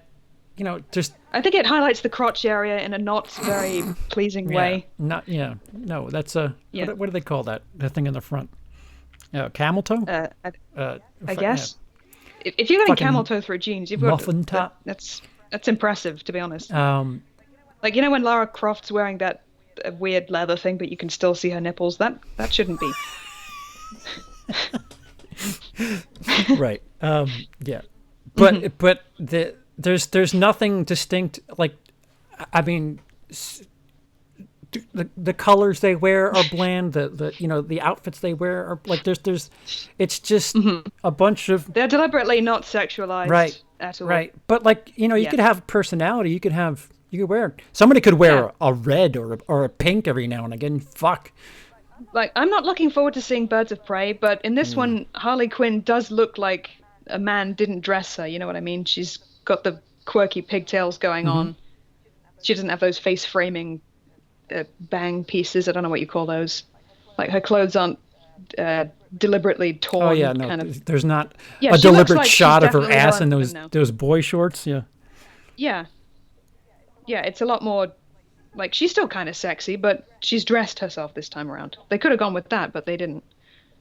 They just had to go total frump, as you said. Yeah, So I mean, I genuinely don't know. The mom jeans were to conceal the Diva Cup. You got it, Pete. Duh. oh, of course. Why didn't I Yeah, think of that? duh. Okay, so by this point, the girl who was bleeding too much to move is able to move. And, Run, I think, they'll too. get in a Yeah, so they get in a car. Chris is driving, and I don't know. Riley, I guess, says, "Look, there's something bigger Oh, going yeah, on. she We have to figures go it back out. to Yeah, the greater good. yeah, we have to go back to wherever it is they meet and sort this out. And fight. What happened to fighting, Chris? You were all about that. Oh, yeah. Chris is Even obnoxious though we in are the movie. at a severe biological disadvantage compared to the dudes. Sorry, but they are. Yeah, well, the undertone, the small theme of this movie is Chris is trying to prod Riley throughout the movie to get her to get over it and start living and whatever. Mm-hmm. Yeah. And suddenly now her thing is run. She wants to run away, and Riley's like, "Dude, WTF? Why are we running?" And I thought your thing was standing up. And babe. Yeah. Yeah, and then she's figured out that We gotta do it for the feminism. yeah. See, we're gonna get these dames. Oh, that would have made it interesting if they talked like fucking 50s mobsters. With actual Tommy guns, that would have been. Yeah, good. well, she's figured out that there's something more to the cult. Yeah. There's a bit more going on to the hooded figures. Because I literally saw them being a cult. We gotta. Didn't you notice they were bleeding treacle? That's not normal, mate. That's not right. Telling you, it's Venom. It was. You need to watch Venom, and then this movie would seem so much better. So something which didn't happen in neither the 1974 version of Black Christmas nor the 2006 remake. I guess Billy has some superhuman strength that all slashers have. Who's Billy? But yeah, number one, Billy's not in this. Number two, why put a supernatural bent on this story?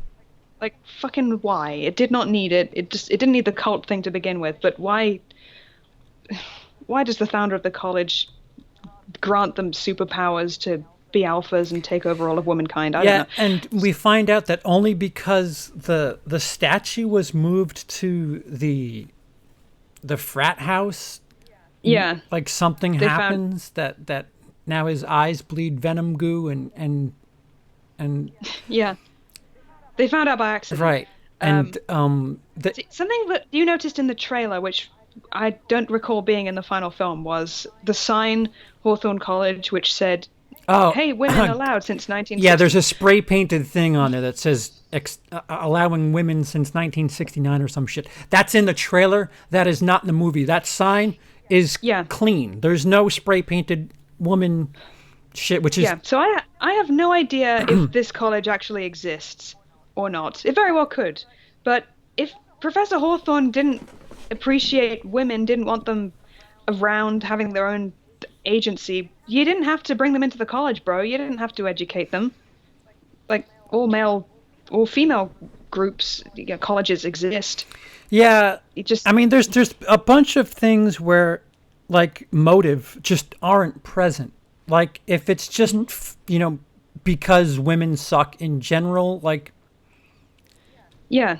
All right, you need to flesh that out. It seemed to be very based in the whole Me Too false accusations. That was their spiel, that, men were losing their God-given rights and power, so they were fighting back with their cult. It didn't make a lot of sense. Yeah, this is like third act stuff now that we get to this, where it's revealed. The guy who wrote the script read one female about insults and decided, hey, female written script, female directed film. Really? Yes. Oh man, fuck's sake. Does that make it better or worse? I don't know. It's making us look bad, man. It's not in this country. You need to spend some time in LA there, sister. Yeah, so is this a thing? Do all men secretly believe that feminism has empowered women to take over the entire world? And I don't know. I don't know. Turn you into either sad cucks or loser virgins. I don't know. What's going on? I mean, this is the liberal counterpart to Unplanned.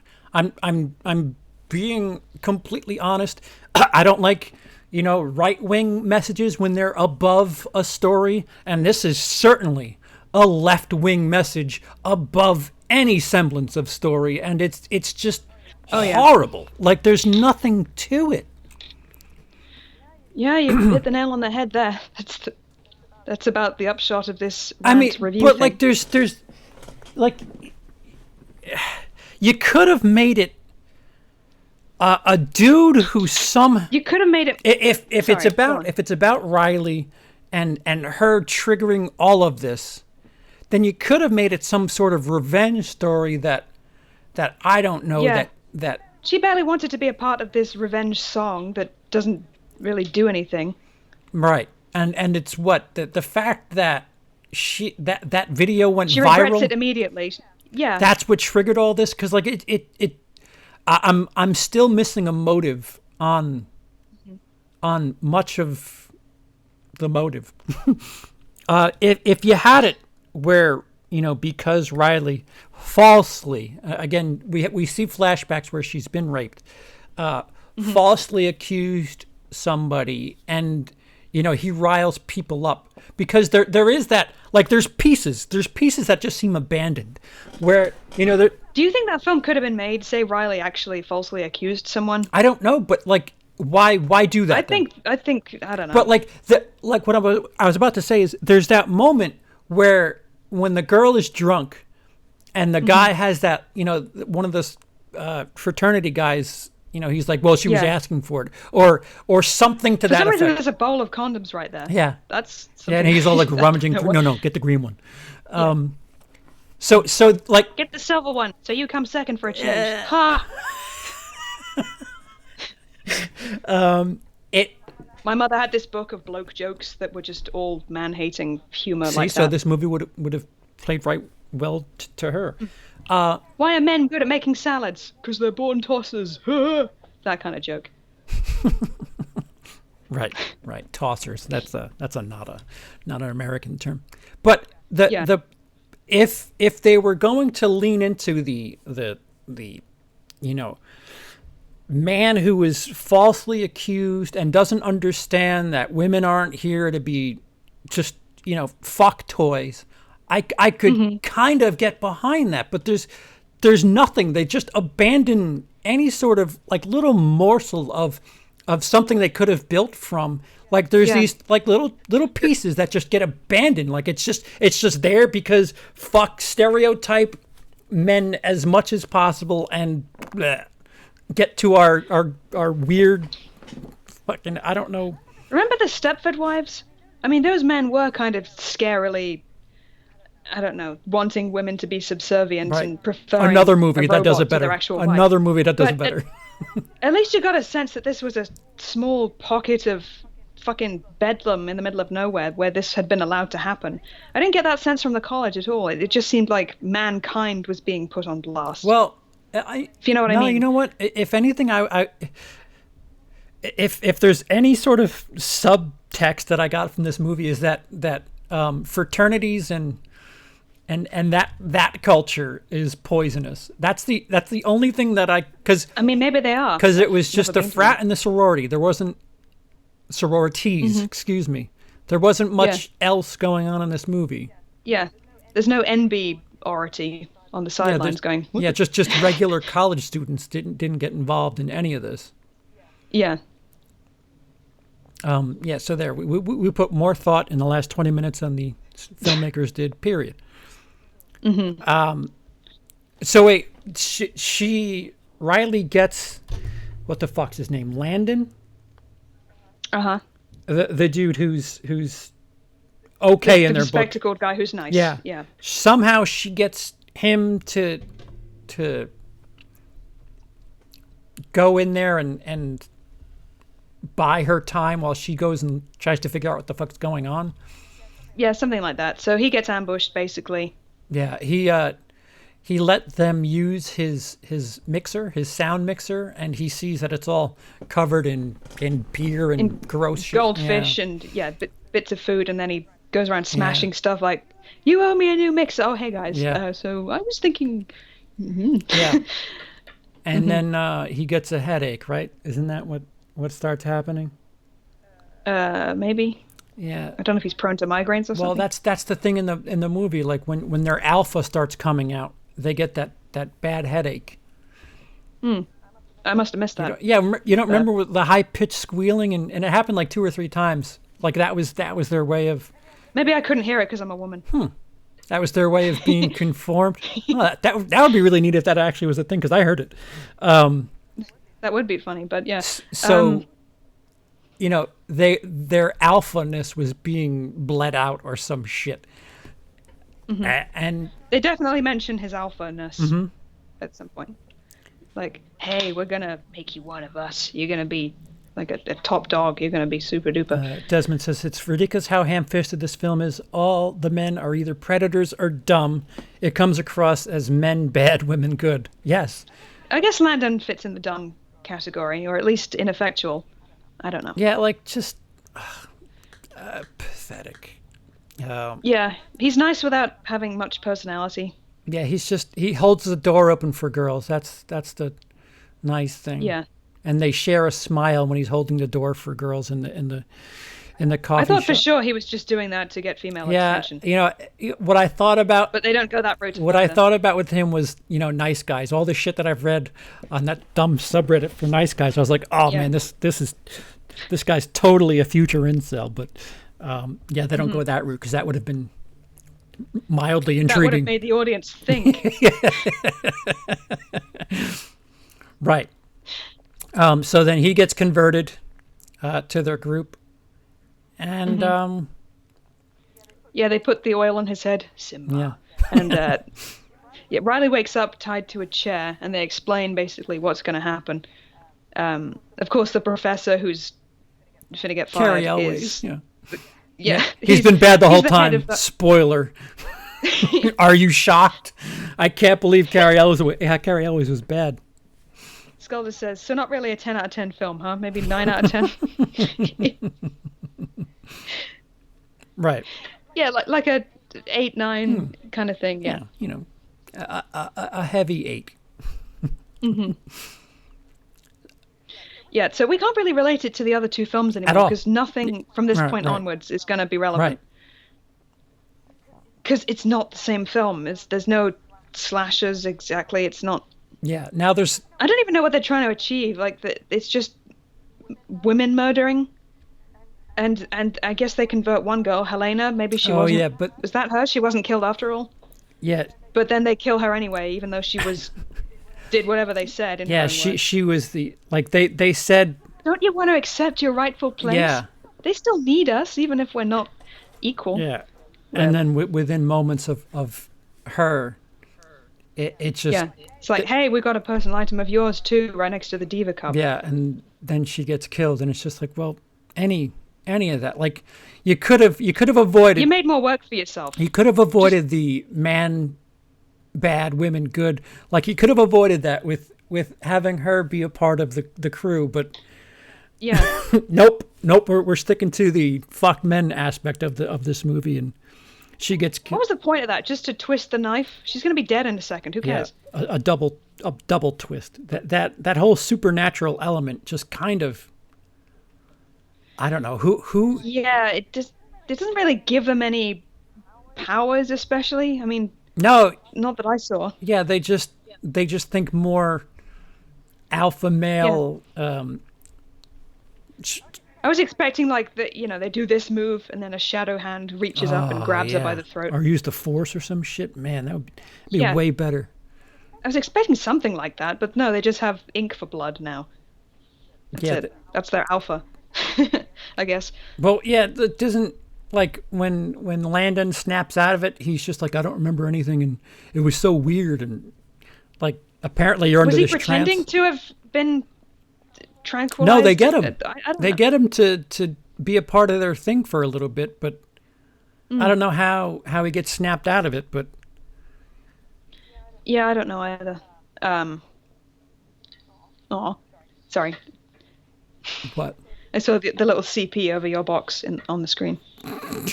Listen, my CP's always over my box. Okay. Yeah, so...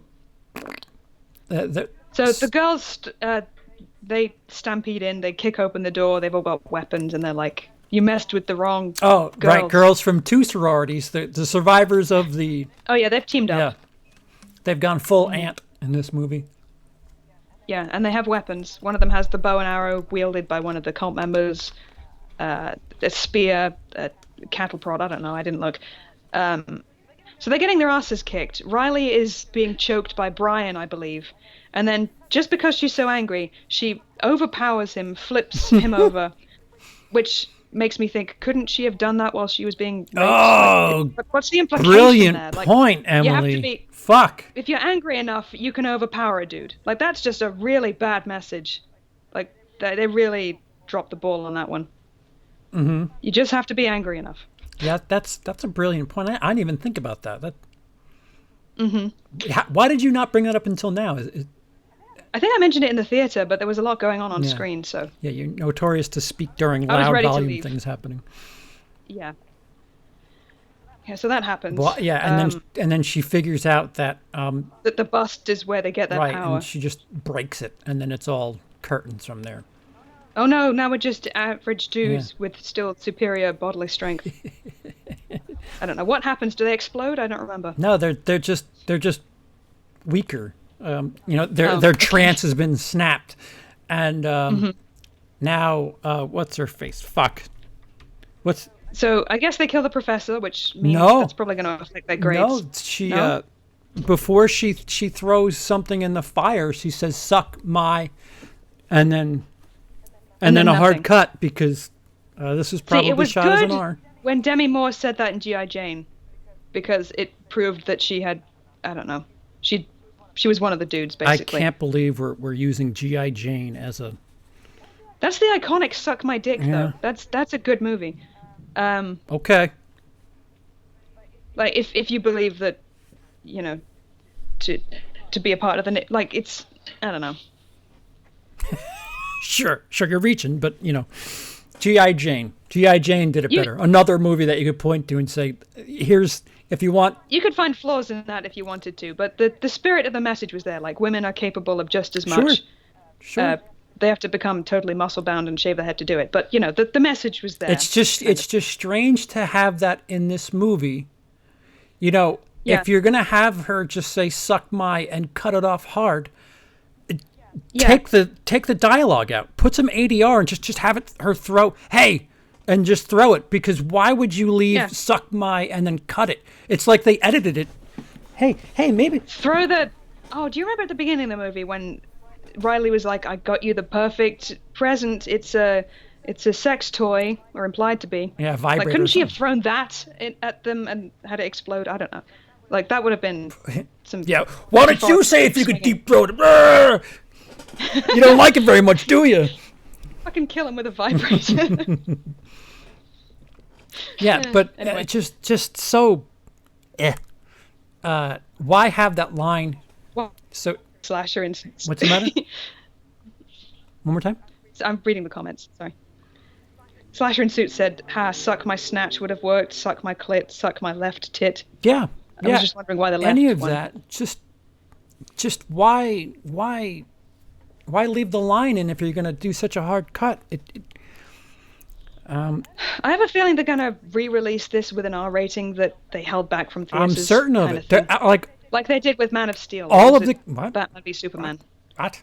No, Batman v Superman. Batman v Superman. I think they had an R rating version that they I don't released. think they had an R rated. Like that would have improved. They had anything. a longer version that there was other things going on with it. Oh, actually, you're right. It might have been R. Yeah, okay. But regardless, this is a slasher film in a horror genre. That Let's say the word dick. Right. And I don't think they used their fuck yet either. So it just. No. I don't think they use the word fuck at all, which is odd. But yeah, you can't neuter slasher films, and it seems like they shot for an R, and edited down to PG-13. You can't do that in slashers. Again, that Snow Angel shot really needed a blood trail.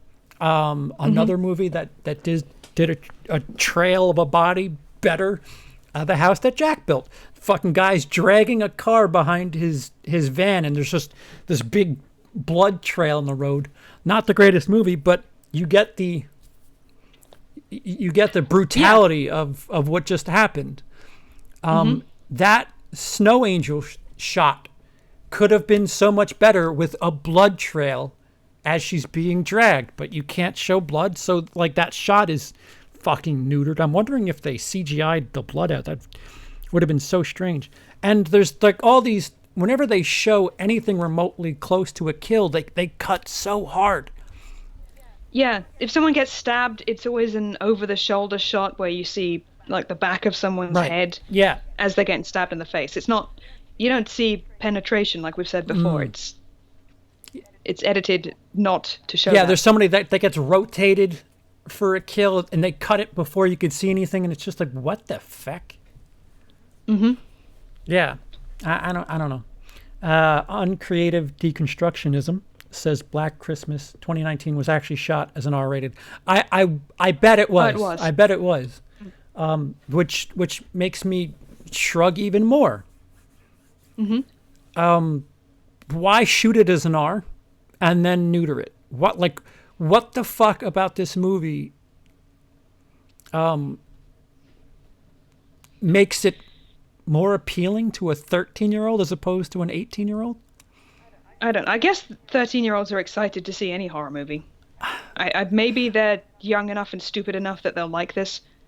I don't know. Like that. There's young people are still forming opinions. They're at that stage. Oh, are they? Because it seems like if you have an opinion, you better have the right one. Otherwise, you're a. Again, they deserve a movie that has a bit of nuance, a bit of balance. Like, stuff for kids has to have a black and white, good and bad, to teach them morality. Shit. When you get to sort of 13, 14-year-olds, you need, to learn that there's a little bit of a grey area sometimes. A grey area? yeah, exactly. So this film kind of does them a disservice. Assuming anyone that young is going to want to go see this. I don't think so. They probably wouldn't even know about the original movie, so... And that's another reason. Like, why call it Black Christmas if you're not going to do anything from Black Christmas in this movie? Yeah.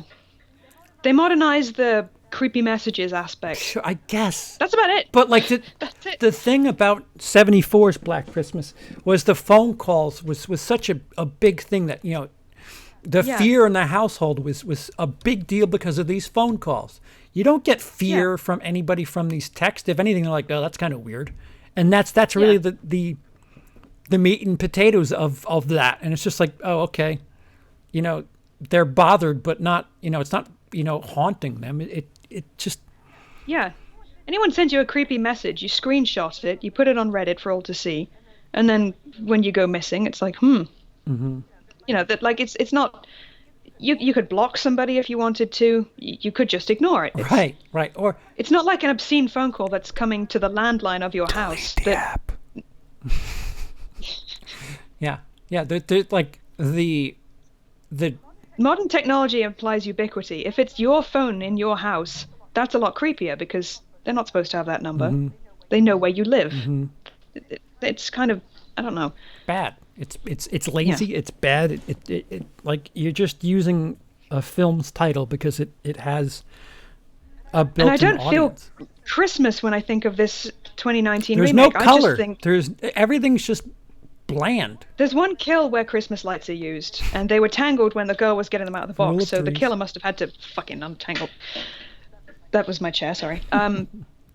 Yeah, aside from a couple Christmassy backgrounds, elements, I just think of it as the man-bashing movie, unfortunately, because the message permeates every single aspect of the story. And I'm looking at myself in the video. I look like such a sourpuss, because this movie is... Well, it's not very fun to talk about. Part of what plays into the color palette of the movie is, knowing that they shot it in the summer, they have fake snow. And they have to redress the picture because the thing's shot in summer and it's got fake snow and you can kind of tell. Yeah, they make it. They try their best to make it look the dead of wintry, but when they drag her through the snow at the beginning, it just looks like sand. It hasn't hardened with frost over several hours. It's just been plonked there. Sure. It's not very convincing. Yeah, like, but you're sacrificing other elements of your color palette by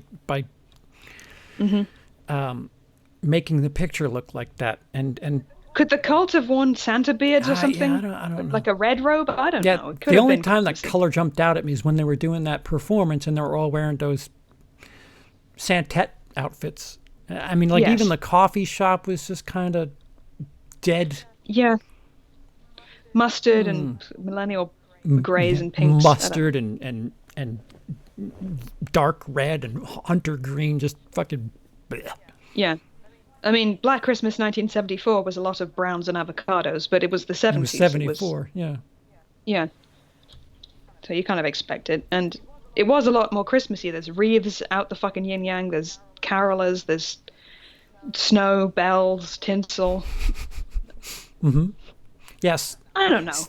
So they Sorry. milked the title and decided they were going to reappropriate the title to get a message out. And I don't, like, I genuinely don't know who the fuck, like, so they took an R and made it PG-13 to speak to a wider audience, but they're very narrow with the message of the movie and who they're speaking to, and it's just, why go wide with your PG-13ing to fucking narrowly speak to what, young women?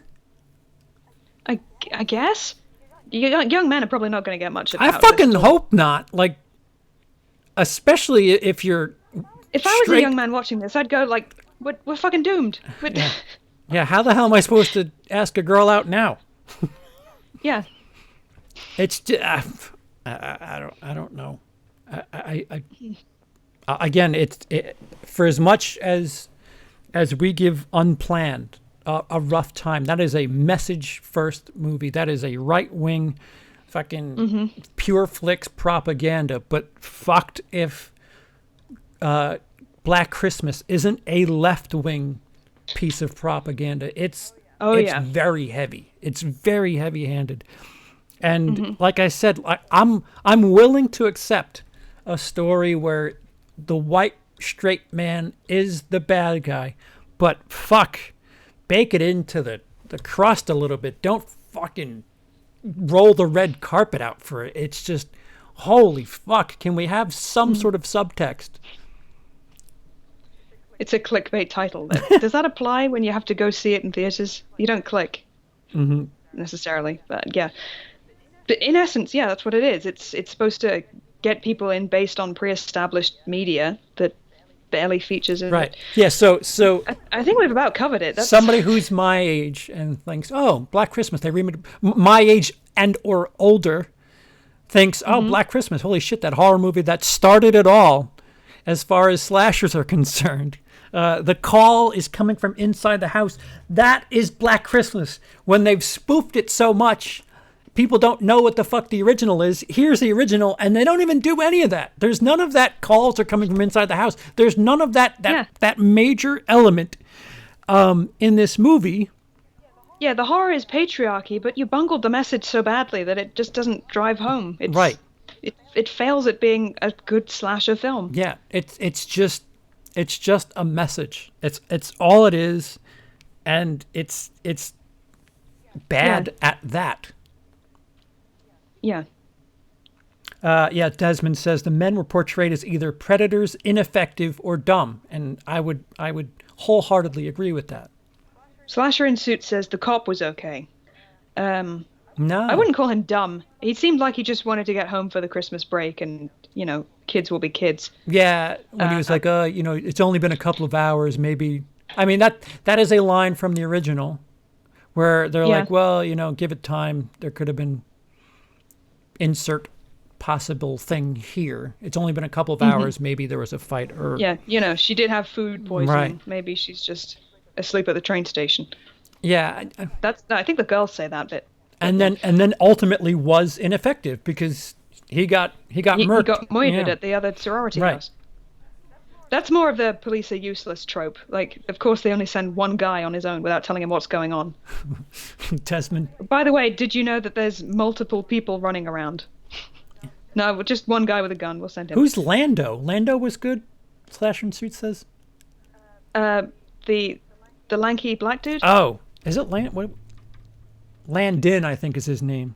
Yeah. Yeah, Landon. I mean, but Landon ended up being a tool for them.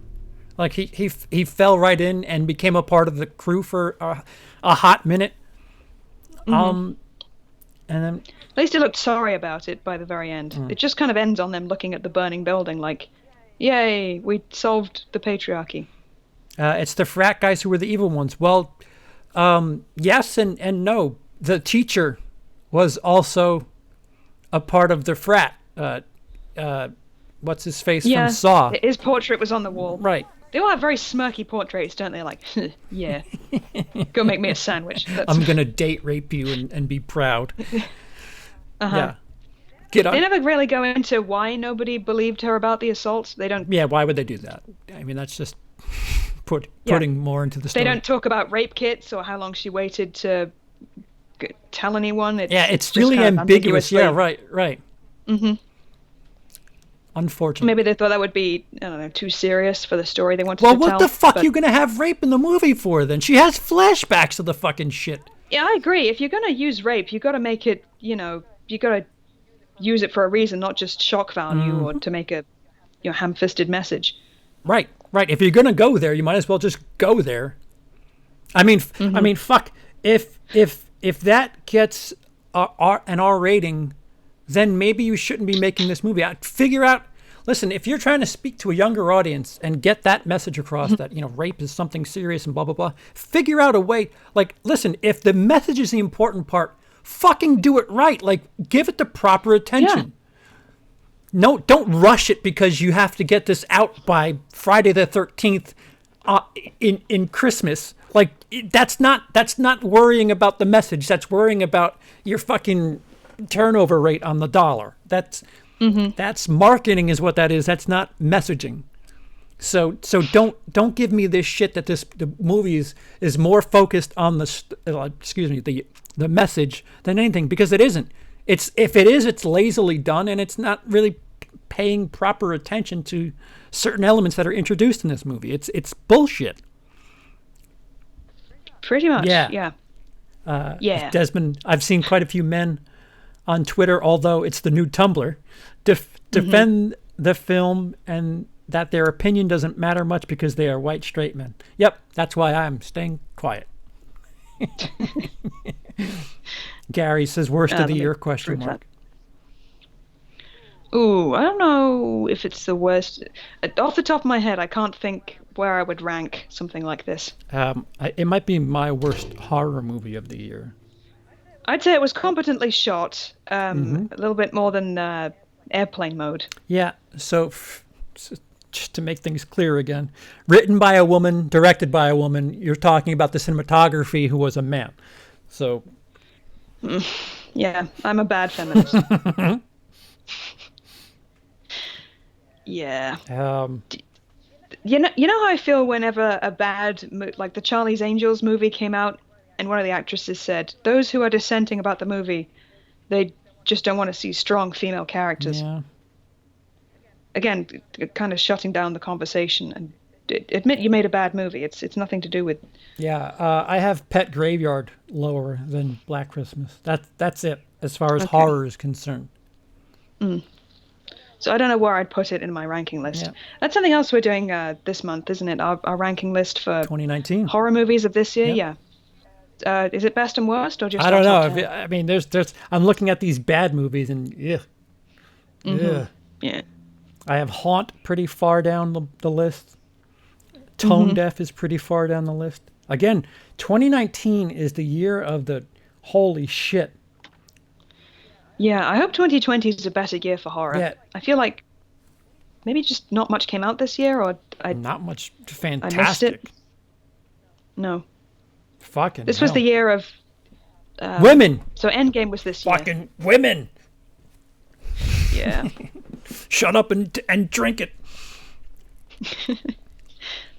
The Haunting of Sharon Tate and Jacob's Ladder are my bottom two horror we films, haven't- but Black Christmas is number We 3. haven't says Desmond. seen Sharon Tate. I've heard horrific things about it.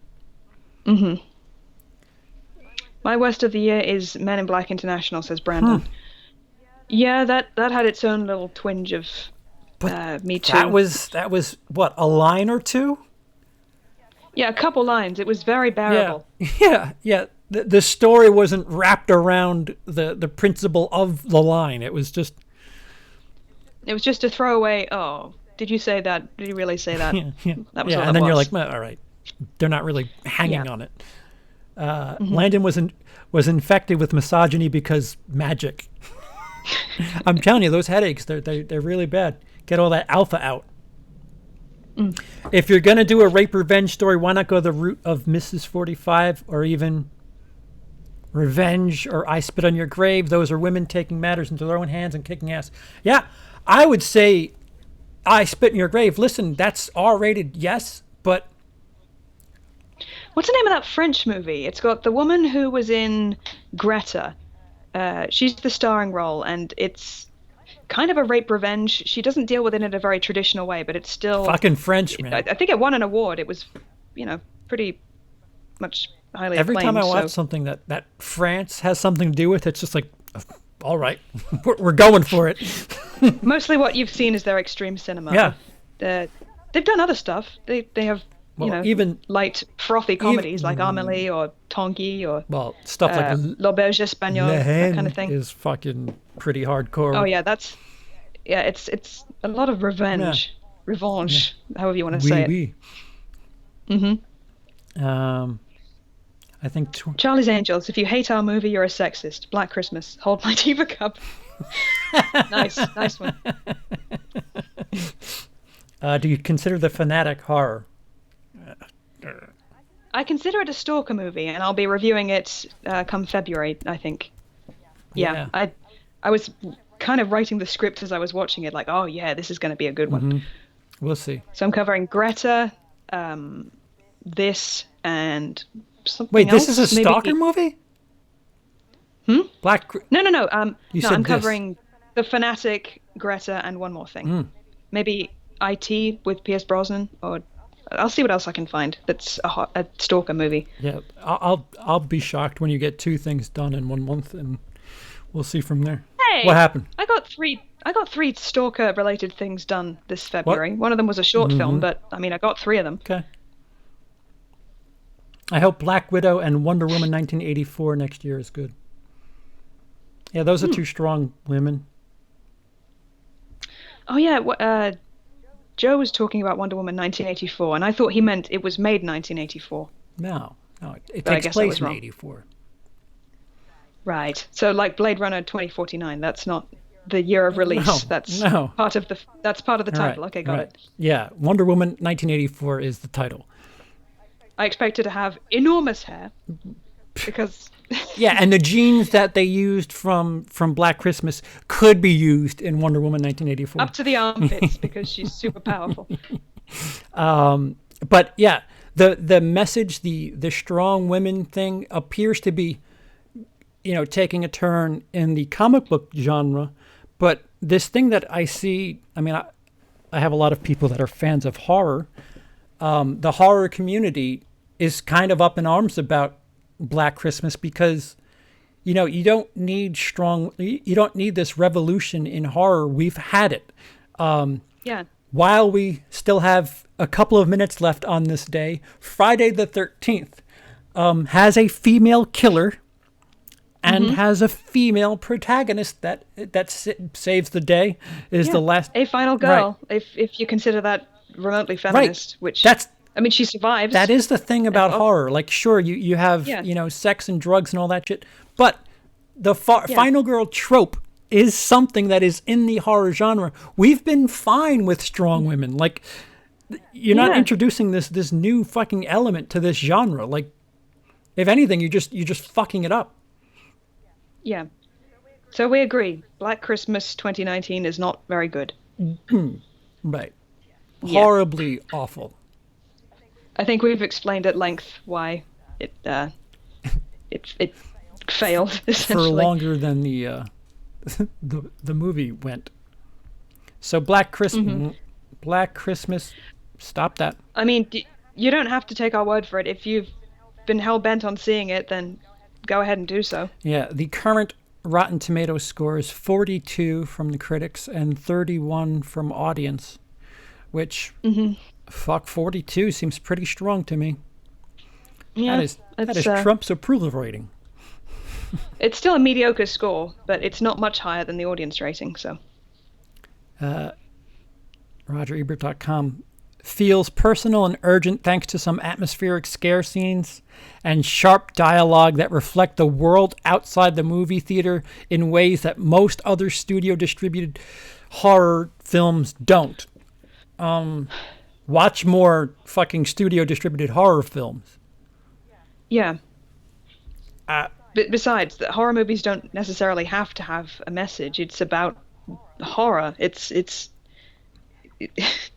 Do I have to explain it? I don't think I have to explain it. Yeah. Slasher in Suits says Black Christmas 2019. It's like pumping the brakes on the fucking tension in a scene, though. By the way, did you know that in the past year, 93 fucking llamas have been cruelly... Gary says horror is a feminist genre. I would agree with that. The only source that shows strong females the best is video games. I guess I'm not well versed on video games. And Slasher in Suits says still Black Christmas 2019 better than 2006. I would strongly disagree with that.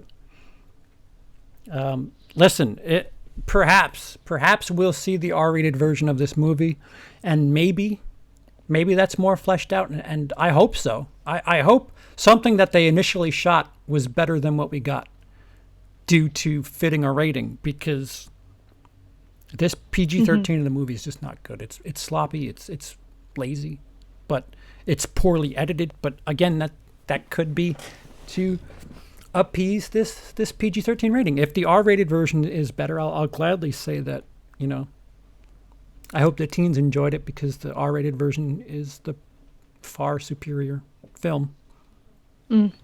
Horror victims are treated equally. Yes, you got that right, Gary. Pretty much. Urban Legend had a female antagonist and protagonist. I have yet to see that, but that's good It's to in hear. the house. I'd much rather the 2006 film. At least that had fun and was still Black Christmas. The 2019 film is all message and no movie. Right. Yep, that's pretty much I it. agree, and it was rated R, and embraced it. And if you're gonna do slashers, you can't skimp. You just can't. If you want to do a message movie and not do a slasher, Jordan Peele is setting up a bit of a blueprint for people on how to do these message movies. But both Jordan Peele movies are really well thought out.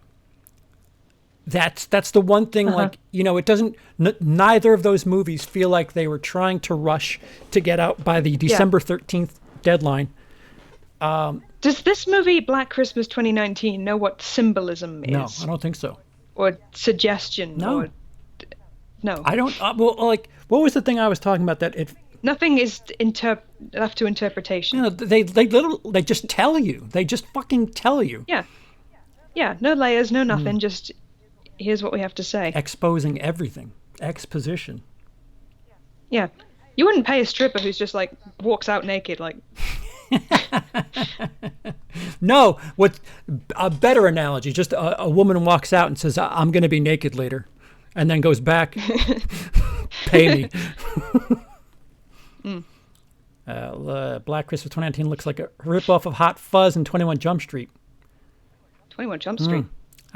We listed a bunch of other movies that have done elements of this movie better. I would say Higher Learning, Hot Fuzz.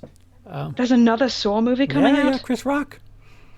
And Samuel L. Jackson. Okay. I think it's got a different name.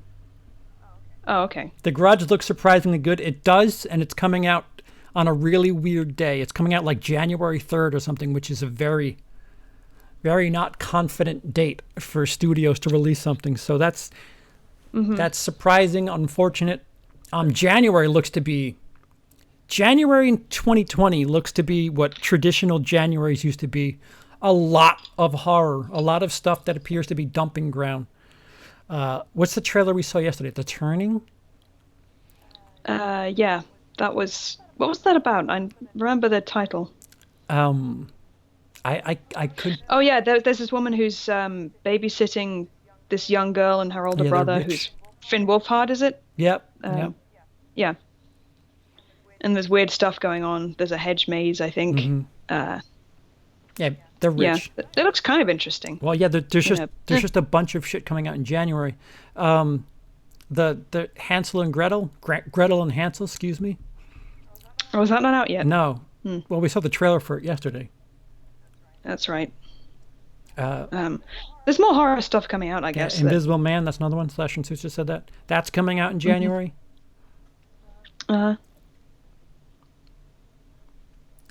New Year, New You by Sophia Takal is equally terrible. Huh. Okay. Same director. Don't watch the Red Band Grudge trailer. Is it what? Nothing. Is that the one we saw? The Red Band Grudge trailer? I don't know. We were in a PG-13 movie yesterday, so there's no Red Band trailers. Oh, okay. It gives the movie away. Okay. Oh yeah, Organ Donor was the working title for Saw. Oh, fair enough. Not a fan of Kristen Stewart, but Underwater looks to be good. Yep. That one movie that we were interested in, Bombshell, was it? Oh yeah, that might be Fox good. News movie that's been released today. Not horror. But, Yes. Oh, it It's was. released today, In select theaters. like 5 fucking screens. Halloween Kills. I'll be quiet now. Yeah, no, we're not acknowledging that. That's a no. That's a big red X. Well, I think we covered everything. It's midnight Yeah, now. well, as far as EST. Black Christmas is concerned, well, we both gave scores. As a spoiler for patrons of mine, we gave scores on my Patreon video that out of 5, we both gave it a 1 out of 5, which is a 2 out of 10, or however you want to do it. And yeah, I don't know what else to. Emily. I would not recommend. Of course, make up your own mind if you want to go see it. Right. Go see it. But Right, of course. yeah, I don't know. Jason Blum. We're not really a fan of his, are we? Yikes! Yikes! We have an early tweet that shows that CP invented that. Well, there was a screening that we got invited to that we were asked to leave, and I tweeted out, and Jason Blum tweeted me saying "yikes," and I was just like, "Oh, that's the okay, that's the response you're gonna go with." Cool, Dick. Antlers and Peninsula sound promising as well. I must be honest, I've heard of neither. Yeah, Antlers. Is that like a Wendigo thing? I don't know. That's the first thing that comes to my mind, or like a killer moose. Yeah, Never Hike in the Snow is 2020. Dylan's New Nightmare is 2020. So you got some big fan film properties coming in 2020. Yeah. No pressure, guys. My own film, it's coming out 2020, November. That should be about zombie owls. Oh, it's Releasing not called. approximately one screen. It's Diva Cup, isn't it? Mom Jean's Diva Cup. Rated R. Oh, good. You're not going to try to placate to teenagers. Oh no, there's going to be white leggings everywhere. It's going to be a bloodbath. Hey, yeah, there you go. Because it has to. The French would make that movie. I know they would. They probably already have. It's called Raw. Oh, I could just watch that again. That's a good movie. Yeah. Yep. Yes, it is. Another one. I was thinking about it today because I have one of the songs on my iPod, phone, whatever you want to call it. Oh, this song from. I know what song you're talking about. Yeah, I quite like it. Could you count Ghostbusters Afterlife a horror movie? Not from the trailer we've seen. I haven't seen the trailer, but I've heard it's a lot more small scale, which is probably a good move. Not much comedy, not much anything. The tone isn't really there for me, but I guess I'd give it a chance. I prefer movies to not show so much in a trailer, so. Pet Cemetery done fucked up. Oh, fuck.